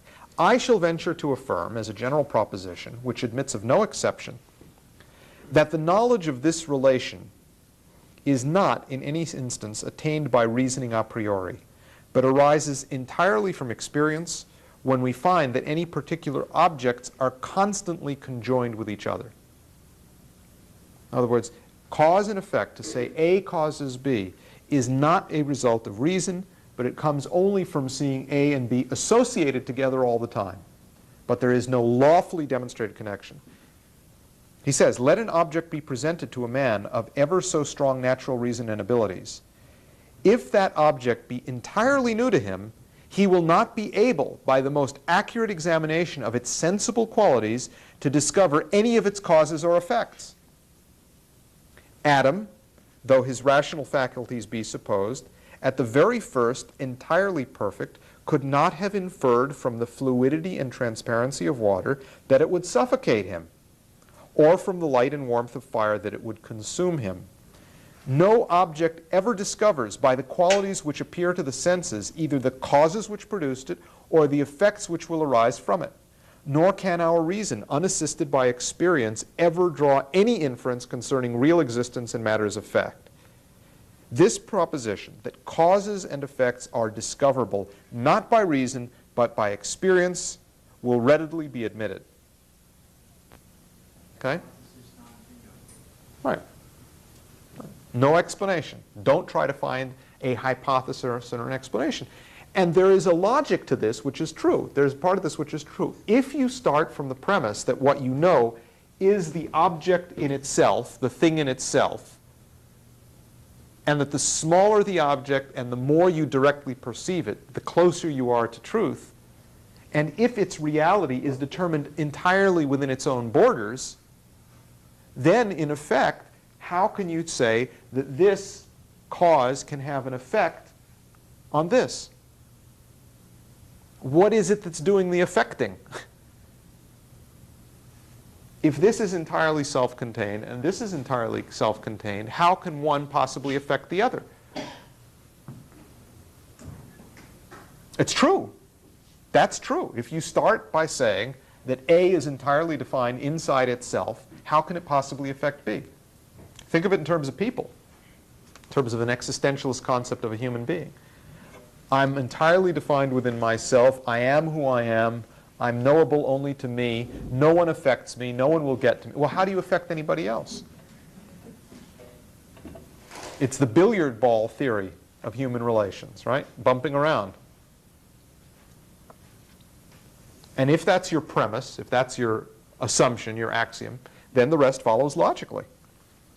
And it's true that you can generate no concept of cause and effect if you start from multiplicity, if you start from the many. Absolutely true. There is no cause and effect in the world of the many only. Now, he then goes on to say that only nature, everything we know about nature we know only from experience. He says all the laws of nature and all the operations of bodies without exception are known only by experience. Okay? That's pretty straightforward, categorical. The only thing we know about anything in nature is by experience alone. And therefore there's no connection of cause and effect. He says the mind can never possibly find the effect in the supposed cause by the most accurate scrutiny and examination. For the effect is totally different from the cause, and consequently can never be discovered in it. Motion in the second billiard ball is a quite distinct event from the motion in the first, nor is there anything in the one to suggest the smallest hint of the other. Right? Two billiard balls that hit each other. If the reality of the one is totally self-contained, you cannot possibly explain it having an effect on any other billiard ball that's also totally self-contained. And of course, this worldview leads you, Hume says, to complete skepticism, because you can infer nothing whatsoever about the future. All you know is that it might have happened that way in the past, but there's no necessary causal relation for you to be able to say with certainty that it will happen in the future. He says, as to past experience, it can be allowed to give direct and certain information for those precise objects only. For those precise objects only, what you've seen in the past. And that precise period of time, which fell under its cognizance. But why this experience should be extended to future times and to other objects, which for aught we know may be only in appearance similar, this is the main question on which I would insist. The consequence seems nowise necessary. At least it must be acknowledged that there is here a consequence drawn by the mind, that there is a certain step taken, a process of thought, and an inference which wants to be explained, which cannot be explained. Right? And this inference, this connection of A to B, of cause to effect, of object to object, is unjustified. And therefore, we know nothing. It is impossible, therefore, that any arguments from experience can prove this resemblance of the past to the future, since all of these arguments are founded on the supposition of that resemblance. So nothing can be proven, nothing can be said, you can know nothing. The only thing that you know, he says, is a probability of correlation. You don't know causality, all you know is a probability. Where have you heard this before? A probability of correlation. things have appeared together in the past many times. The more times they appear together, the more convinced you are that they will appear together again in the future. Basis of every single derivatives treating model that's ever been created. And any that might be created, by definition. So, he says, being determined by custom to transfer the past to the future in all our inferences, where the past has been entirely regular and uniform, we expect the event with the greatest assurance, and we leave no room for any contrary supposition. But where different effects have been found to follow from causes which are to appearance exactly similar, all these various effects must occur to the mind in transferring the past to the future, and enter into our consideration when we determine the probability of the event. Okay? Now, in other words, see, this is a really fundamental question here that we're starting to take a look at. Because what he's saying here is that the only certainty that you have of the consequences of something is not something that can be explained rationally or reasonably by the mind on the basis of a hypothesis. Oh, that causes this. No, no, no. All you can say is that in the past, event A has always been followed by event B. And I can't say that event A causes event B. I can say it's correlated to B. And the more times it's been correlated in the past, the greater my certainty. And knowledge is therefore not knowledge of cause and effect. It's knowledge of increasing probabilities. All you know is the likelihood that something will happen. And Bertrand Russell then picks this up. He says, how do we know that the sun is going to rise tomorrow? We don't. We don't. We don't know the sun's going to rise tomorrow. What's the argument? Well, every day that I've been around here on this earth, it has. Well, that's pretty strong. But then let's look at all recorded history. Well, my grandfather and his grandfather, and going back as far as recorded history knows, the sun has always risen in the morning. Well, that's a stronger argument still. But does it prove it? Absolutely not. No cause and effect. It's happened a lot in the past. It'll probably happen again. If it didn't rise, there wouldn't be a tomorrow. But there's no explanation. There's no reason. All you have is probabilistic correlation. You know, it's the famous, Lynn used to tell this story. Maybe he still does. I haven't heard it lately. But the story of the empiricist, the follower of Hume and Aristotle, who jumps off the top floor of the Empire State Building. Right? This dates the Lynn story, because when he started telling this, there wasn't any World Trade Center, and the Empire State Building was the tallest building. But we'll keep. What was that? Long time ago. So he jumps off the Empire State Building, the empiricist. And as he passes the first 5 floors, he says, things are going pretty well. I've passed 5 floors. Nothing has happened. Passes it. You see what's going to happen? Passes another 5 floors. Hey, another 5 floors. The stronger correlations are being expressed. The probability looks good. And every floor he passes, the more and more and more convinced he is that this is perfect. And he is at the height of his conviction of Aristotelian certainty at the point where, splat. That's Aristotelianism. Exactly that. Or it's like the old scientific argument. You know, the guy who proved that cheese kills mice? Well, every time he put cheese in a mouse trap, the mouse died. Every single time. Total correlation, 100%. Cheese kills mice. Can you disprove it? Of course not. Highly strong correlation on this thing. And this is how experiments in science often work. You've seen this, right? This correlation business. You wanted to say something?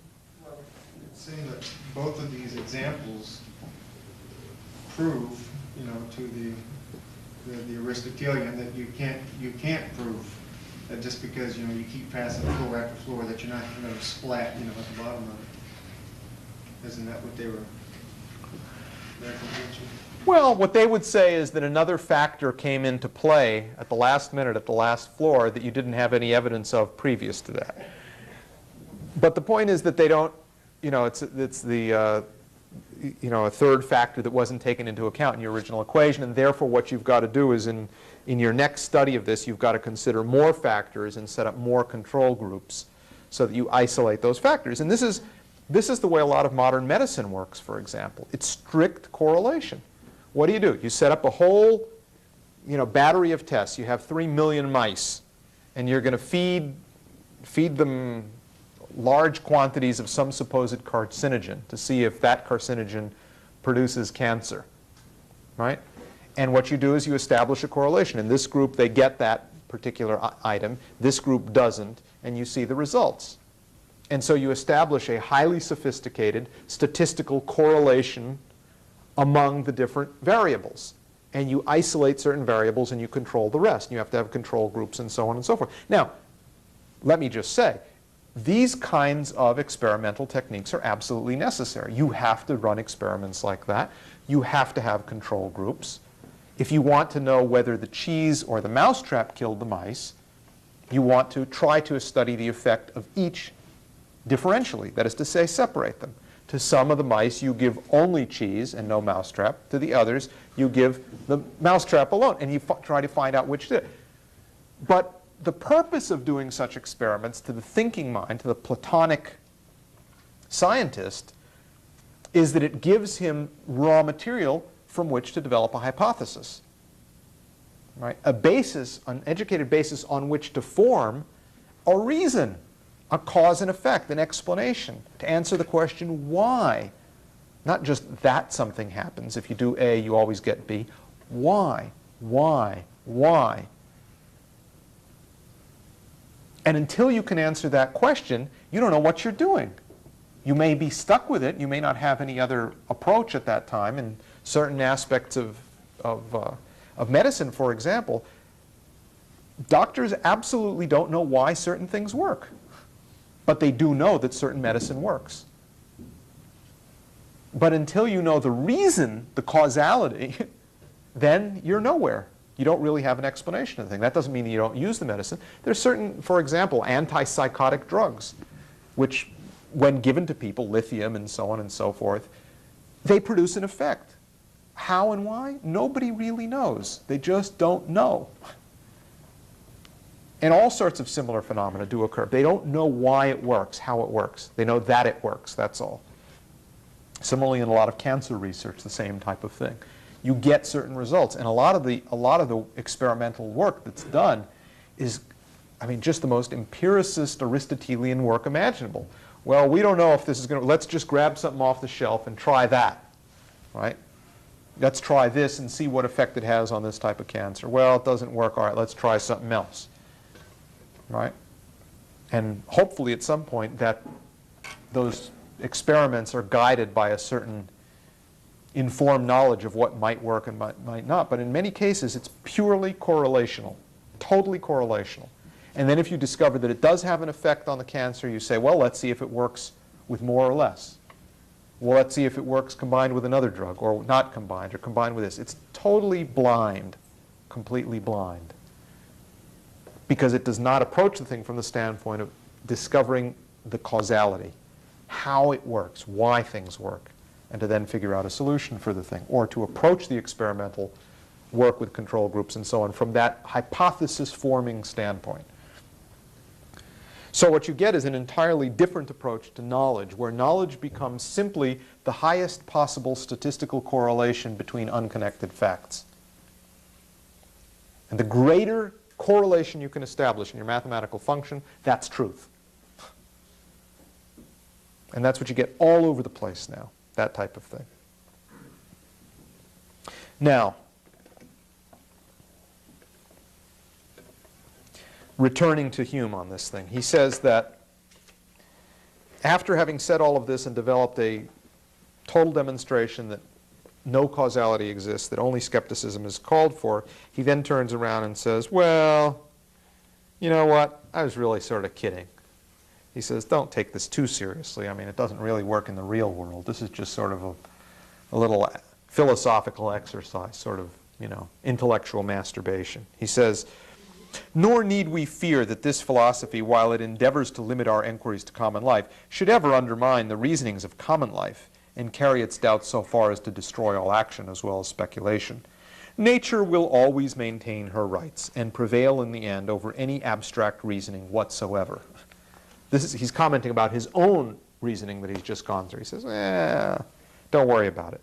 The fact of the matter is that what happens is, even though there is no demonstrable, scientifically knowable relation of cause and effect, nonetheless, custom and habit of humanity assert themselves. And that is the ultimate explanation of what ties together what is otherwise a completely divided and separated, sausage-like world made up of parts. He says, there is some other principle which determines man to form such a conclusion of a unified whole. This principle is custom or habit. For wherever the repetition of any particular act or operation produces a propensity to renew the same act or operation, without being impelled by any reasoning or process of the understanding, we always say that this propensity is the effect of custom. By employing that word, we pretend not to have given the ultimate reason of such a propensity. We only point out a principle of human nature, which is universally acknowledged and which is well known by its effects.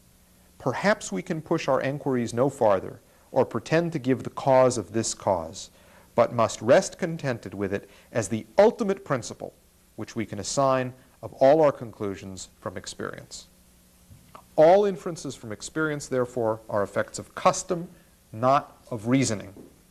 Custom, then, is the great guide of human life.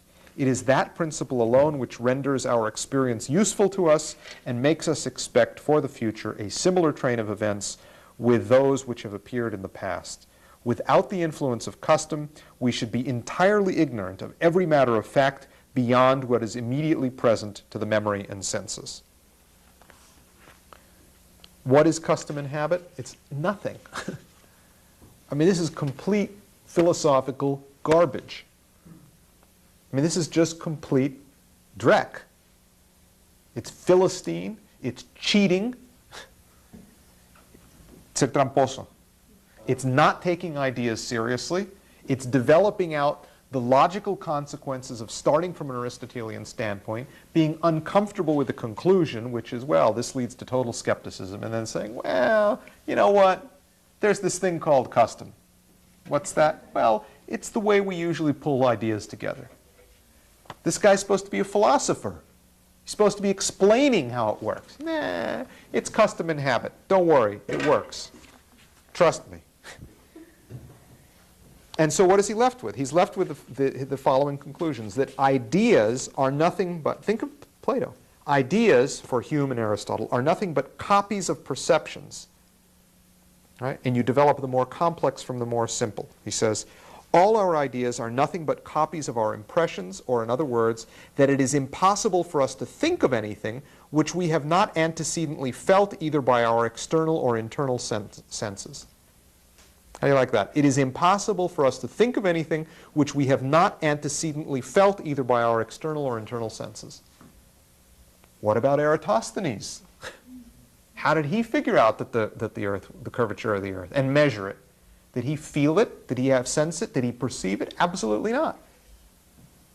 And this is hundreds and hundreds of years after Eratosthenes. Hume says, nah, if you don't perceive it, you can't think it. Therefore, creativity and will, human will, the decision to act, is beyond all comprehension. He says, but do we pretend to be acquainted with the nature of the human soul and the nature of an idea, or the aptitude of the one to produce the other? This is a real creation, a production of something out of nothing, which implies a power so great that it may seem at first sight beyond the reach of any being, less than infinite. At least it must be owned that such a power is not felt, nor known, nor even conceivable by the mind. We only feel the event, namely the existence of an idea, consequent to a command of the will. But the manner in which this operation is performed, the power by which it is produced, is entirely beyond our comprehension. Forget it. You can't understand creativity. Unintelligible. The unintelligibility of creativity, the exact opposite of what Plato says. And certainly, therefore, human will cannot be an effective cause in the world. Right? It can't actually act. Liberty, which is where will comes from, human will, the belief in freedom or liberty, that you can act to do something or not to do it, is completely an illusion. And if you do not have liberty, of course, you don't have morality either, which is a nice, convenient conclusion which he was trying to get to. He says, by liberty, then, we can only mean a power of acting or not acting according to the determinations of the will.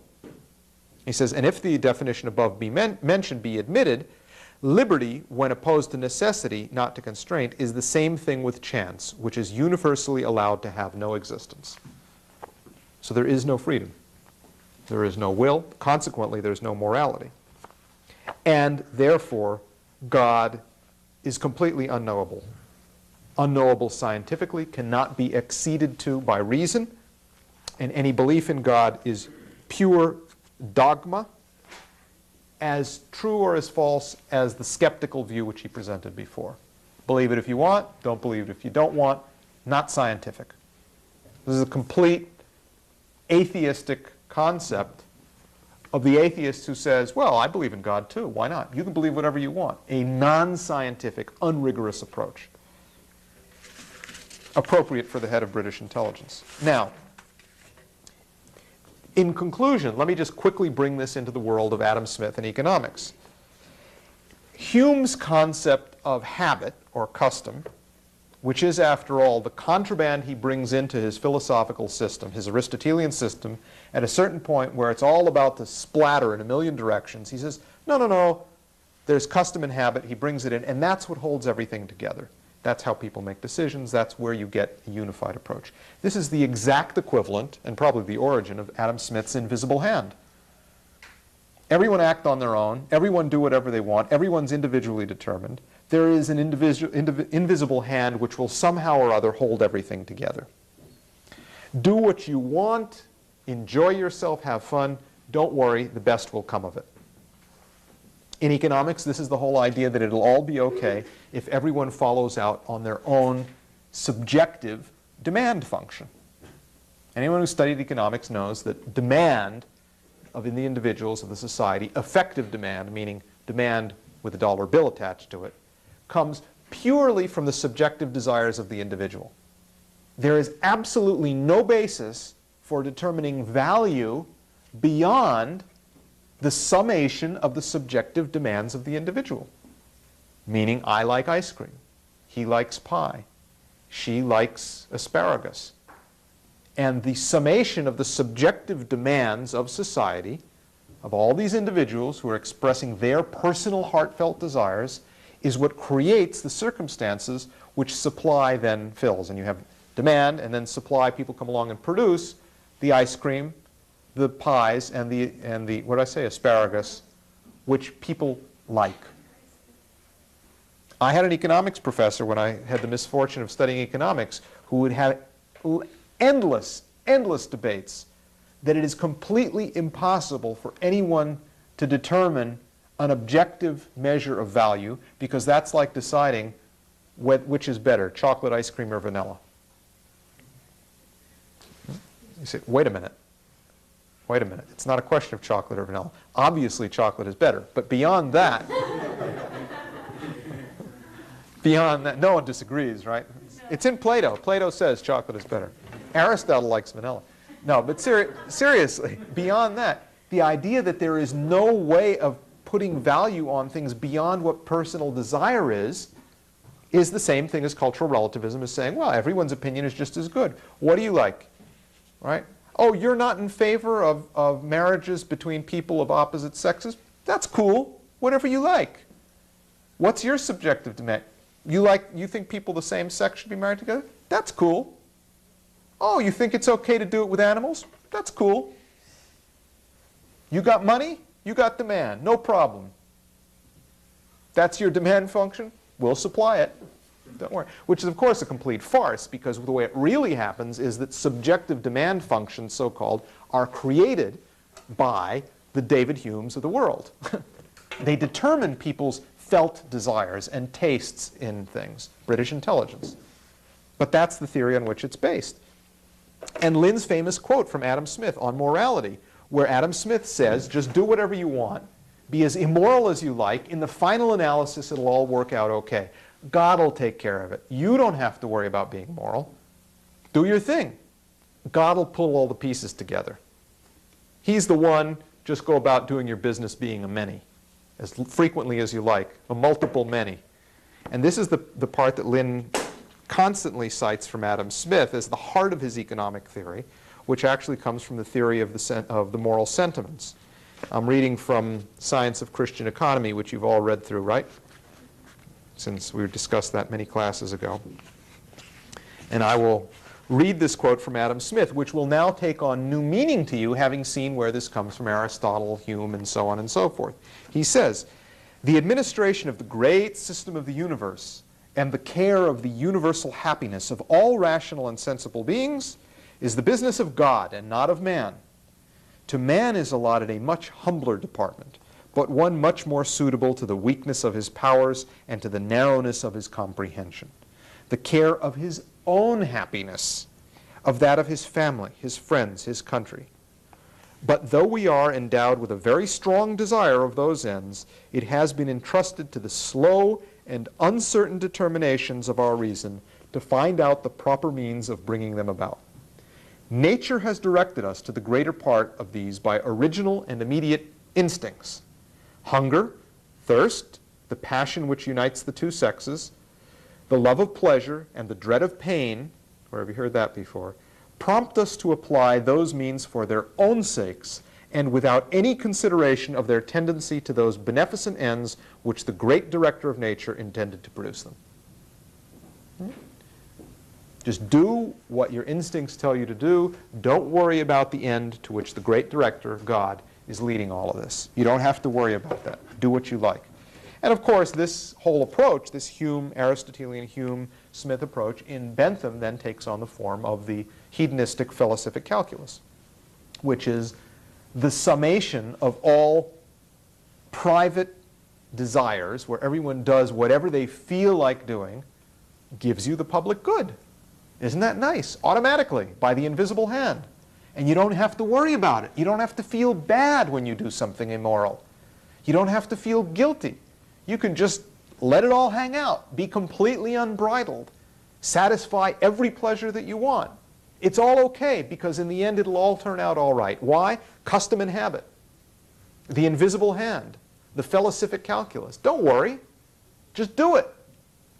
Somehow it'll all work out.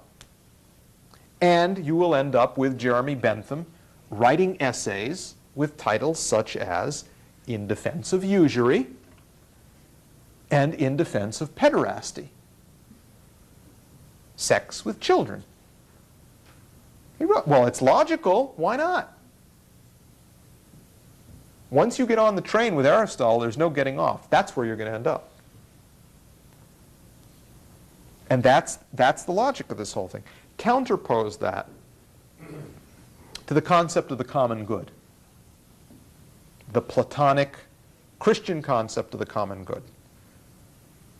That there is a good, that there is natural law as knowable to man as the expression of that higher order common good, of that general good. That the ordering of nature is lawful, that it is knowable to man, that the many is ordered by the one, and that man is capable of conceptualizing this and ordering and defining his life according to those principles. Those are two completely contrary worldviews, two completely contrary economic systems that spring from this, and two completely contrary senses of individual identity that guide all of the many actions of our individual life. And on that note, with the alarm going off, it's the end of the points that I wanted to make. Jim? I have a question about Hume and this whole array of British philosophers. Do you suppose that they really believed that stuff themselves, or were they using it to run the world? Because it seems to me, actually explicit in the system itself is failure. And so how is what? Is failure as a system.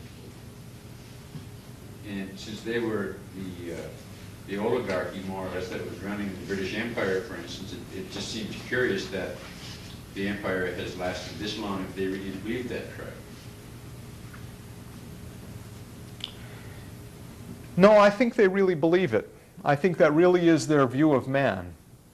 I think that really is the way they think of the universe and themselves.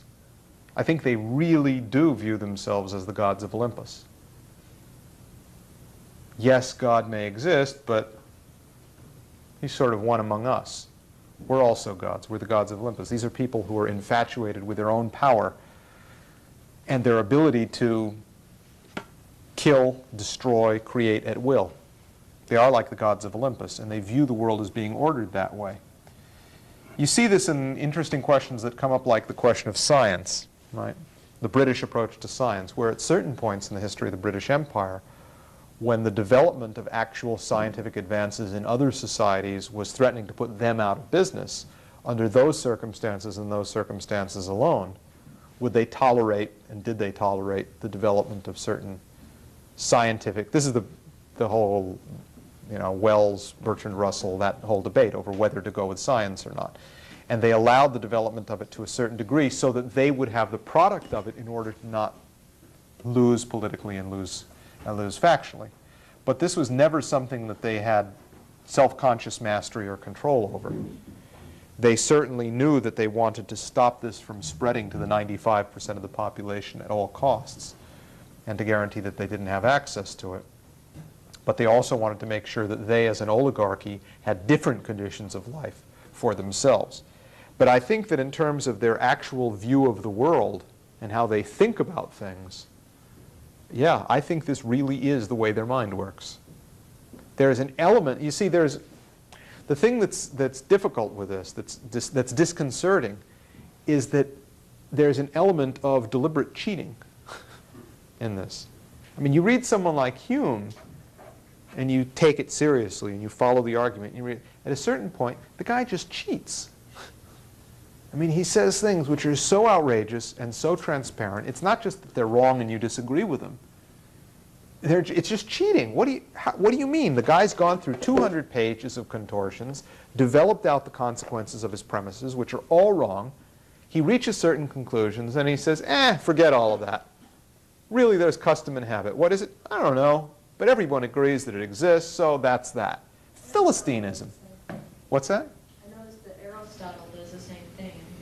Yeah, same type of stuff. You run into a problem, you say, nah, forget it. So there's an element, there's sort of, it's the mind of the cheater.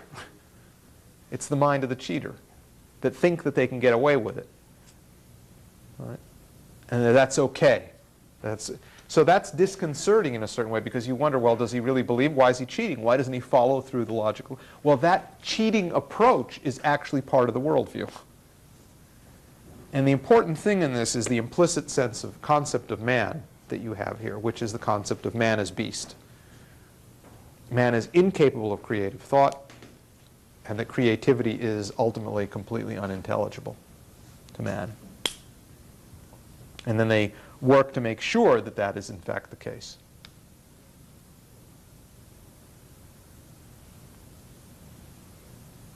Self, which are the same process that Plato himself went through.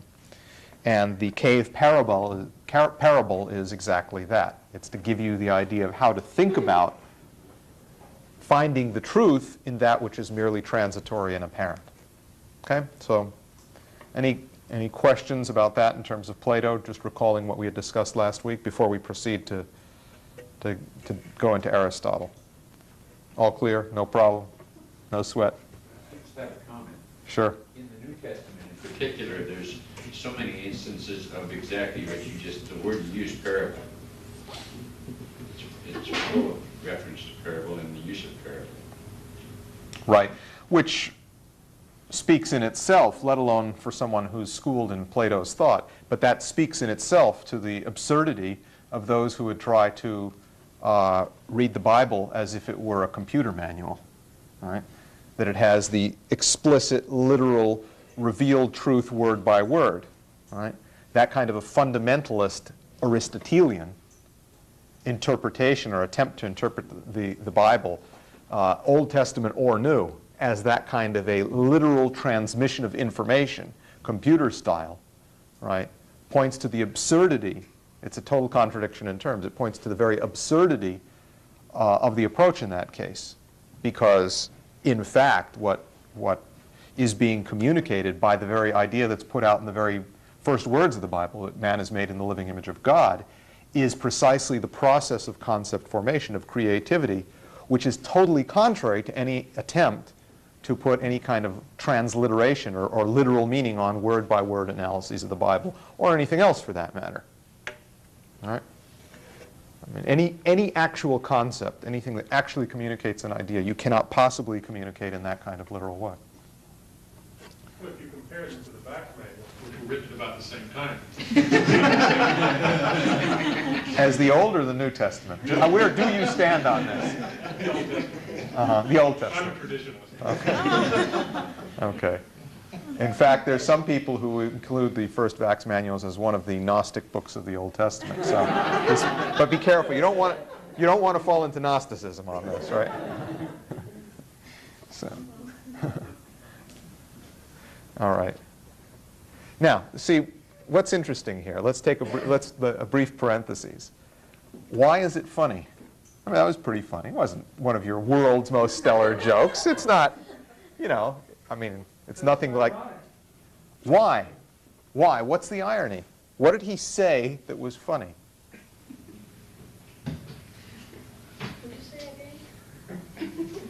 Well, it was a metaphor. Yeah. It was a metaphor. It was negentropic, and it was Leibnizian. Okay, right. And it was undoubtedly Platonic and anti.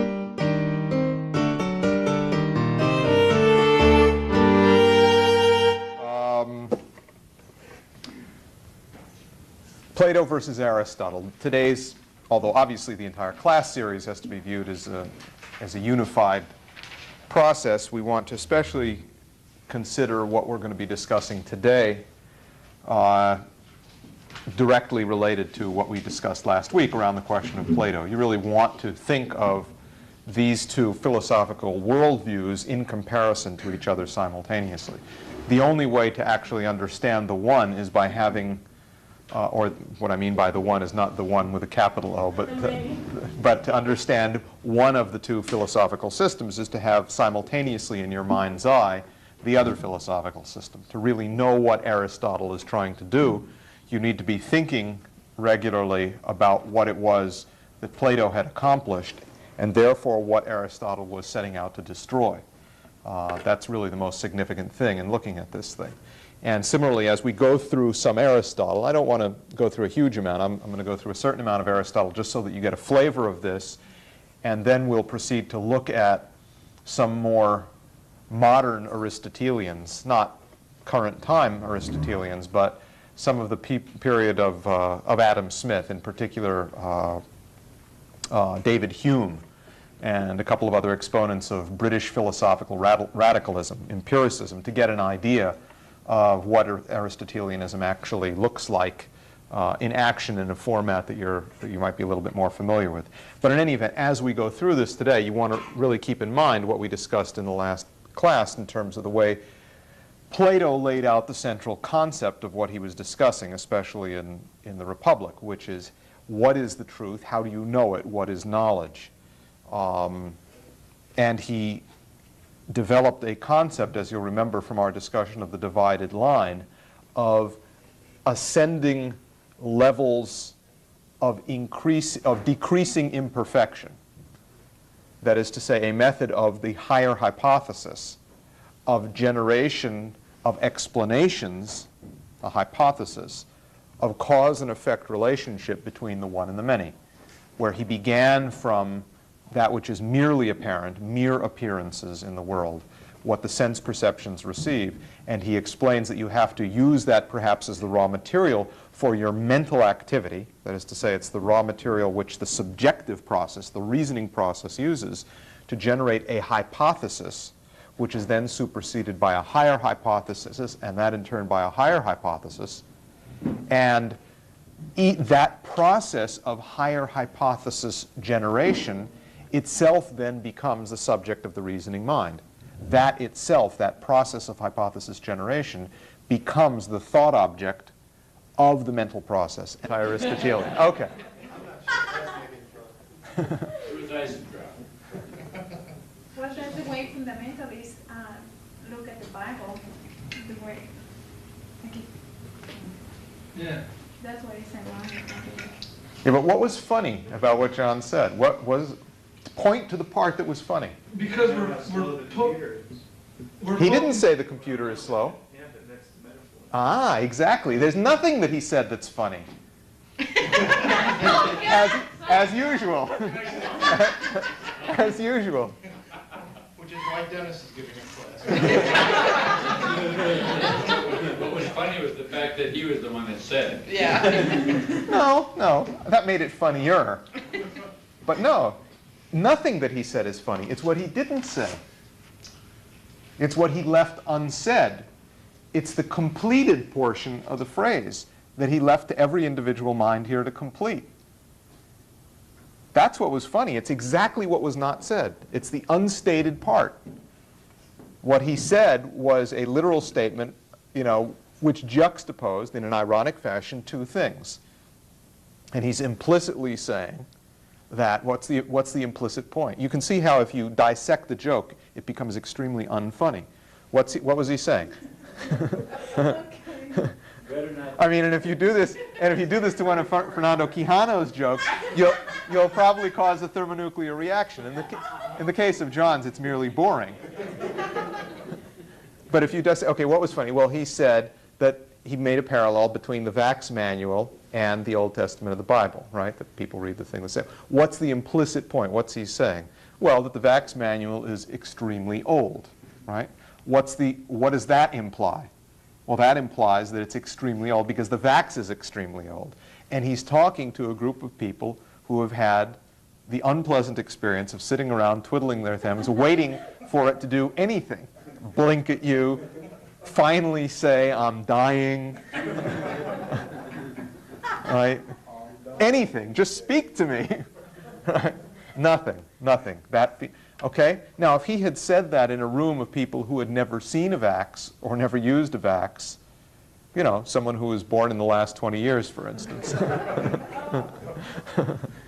Well, almost, sorry. It wouldn't be funny. Anyone who didn't know what a Vax was, it wouldn't be funny. So he was depending on some prior knowledge of a different subject to establish a parallel, a metaphor in your mind of two things, neither of which is funny. The Vax is particularly unfunny. But the comparison of the two, which he forces you, the listener, to make, is what introduces the element of humor. And that's what a joke is. That's what a pun is, also in particular, a play on words, right? A pun, right? I don't know about that. And that becomes the actual basis of true knowledge. That is to say, the hypothesis of the higher hypothesis, the method whereby higher hypotheses are generated. And this, for Plato, of course, is a process of constant unending change, but not simply change in the sense that something is always different than it was before, but change that reflects a unifying process of development which generates each of the moments in that process of change. And then he lays out the idea that the entirety of this knowable universe, which is the universe of the becoming, right, is the universe of the hypothesis of the higher hypothesis. That entire created universe is itself the product of the unhypothesized absolute principle, which is Plato's concept of God. There is an absolute, unchanging, unhypothesized principle, which he calls the good, which is to the world of thinking the same way that the sun is to the world of visible things. Remember, that was the metaphor that he developed, that idea, that image to have in your mind as to what you're looking for when you're trying to find out what the good is, the absolute good.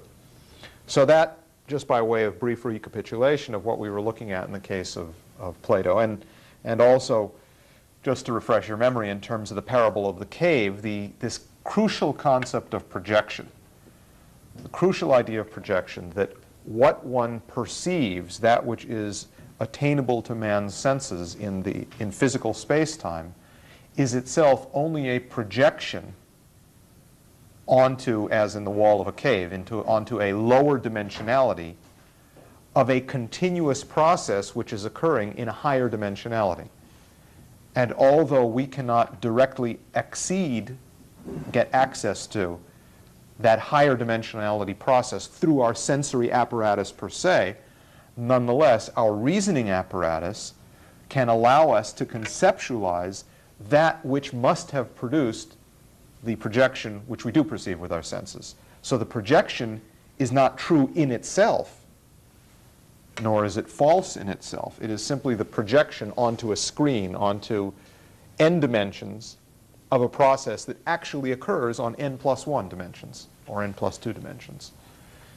And that's the important metaphor again. None of this is an idea which you can nail down and say, okay, that is exactly what he means. He's giving you, in a certain sense, an image, an idea, a metaphor, because what he's trying to do is to trigger in us, his readers, a process of concept formation in our own minds to generate for ourselves the idea that he's working with and he's trying to get at. So he comes up with a bunch of different ideas of images or metaphors or ways of inducing in the reader the formation of ideas for him or her. But you see, when you describe a joke, when you dissect it, when you say, okay, let's find the funny part, it's all of a sudden not particularly funny anymore. Right? It's like saying, well, let's dissect this human being to find exactly what makes him live. You kill it if you slice it too thin. Right? And that's how it works. And that's what humor is. That's exactly how humor works. Exactly that kind of thing. And good jokes, the premise of a good joke, like any good bit of poetry, is to trigger in the mind of the person listening a creative flash of insight which is humorous in the generation of that unstated part of the joke. The stated part is never funny. It's the in-betweenness. Nothing that John Heffel says is funny. I think we can safely conclude that that's the first lesson learned in tonight's class. You don't disagree, do you? No, not at all. Yeah. See?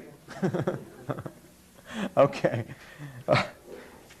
Now, anything else on Plato or anything else for that matter before we proceed on Aristotle? You'll get no more jokes.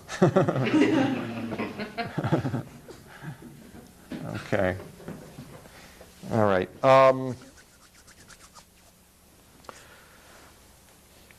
The key concept in Aristotle, especially in terms of what we've been discussing about Plato, where he's talking about the intelligibility of the creative process, Aristotle's key point is that there isn't a creative process, and were there one, it would be unintelligible. He's opposed to the idea that any creative process is actually intelligible to the human mind.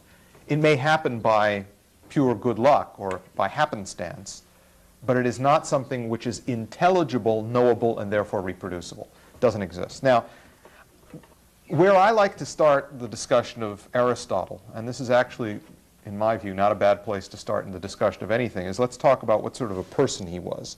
We'll get to his philosophy in a minute, but I think the best way to understand what his philosophy is let's talk about Aristotle the person. What kind of a person was he? Well, first of all, he was a coward. Right? He was an absolute coward. Secondly, he was affected. He had affectations. He wanted to act the role, to act a certain part. And I'm going to read you from Aristotle himself to demonstrate this. And third, he was an absolute Philistine. He had no belief whatsoever in the importance of ideas or anything like that. He had a completely Philistine, puerile view of man's mind, starting from his own mind. Now, okay, the cowardice side. This part I really kind of like, for reasons which you'll understand shortly. He was born in 374 BC.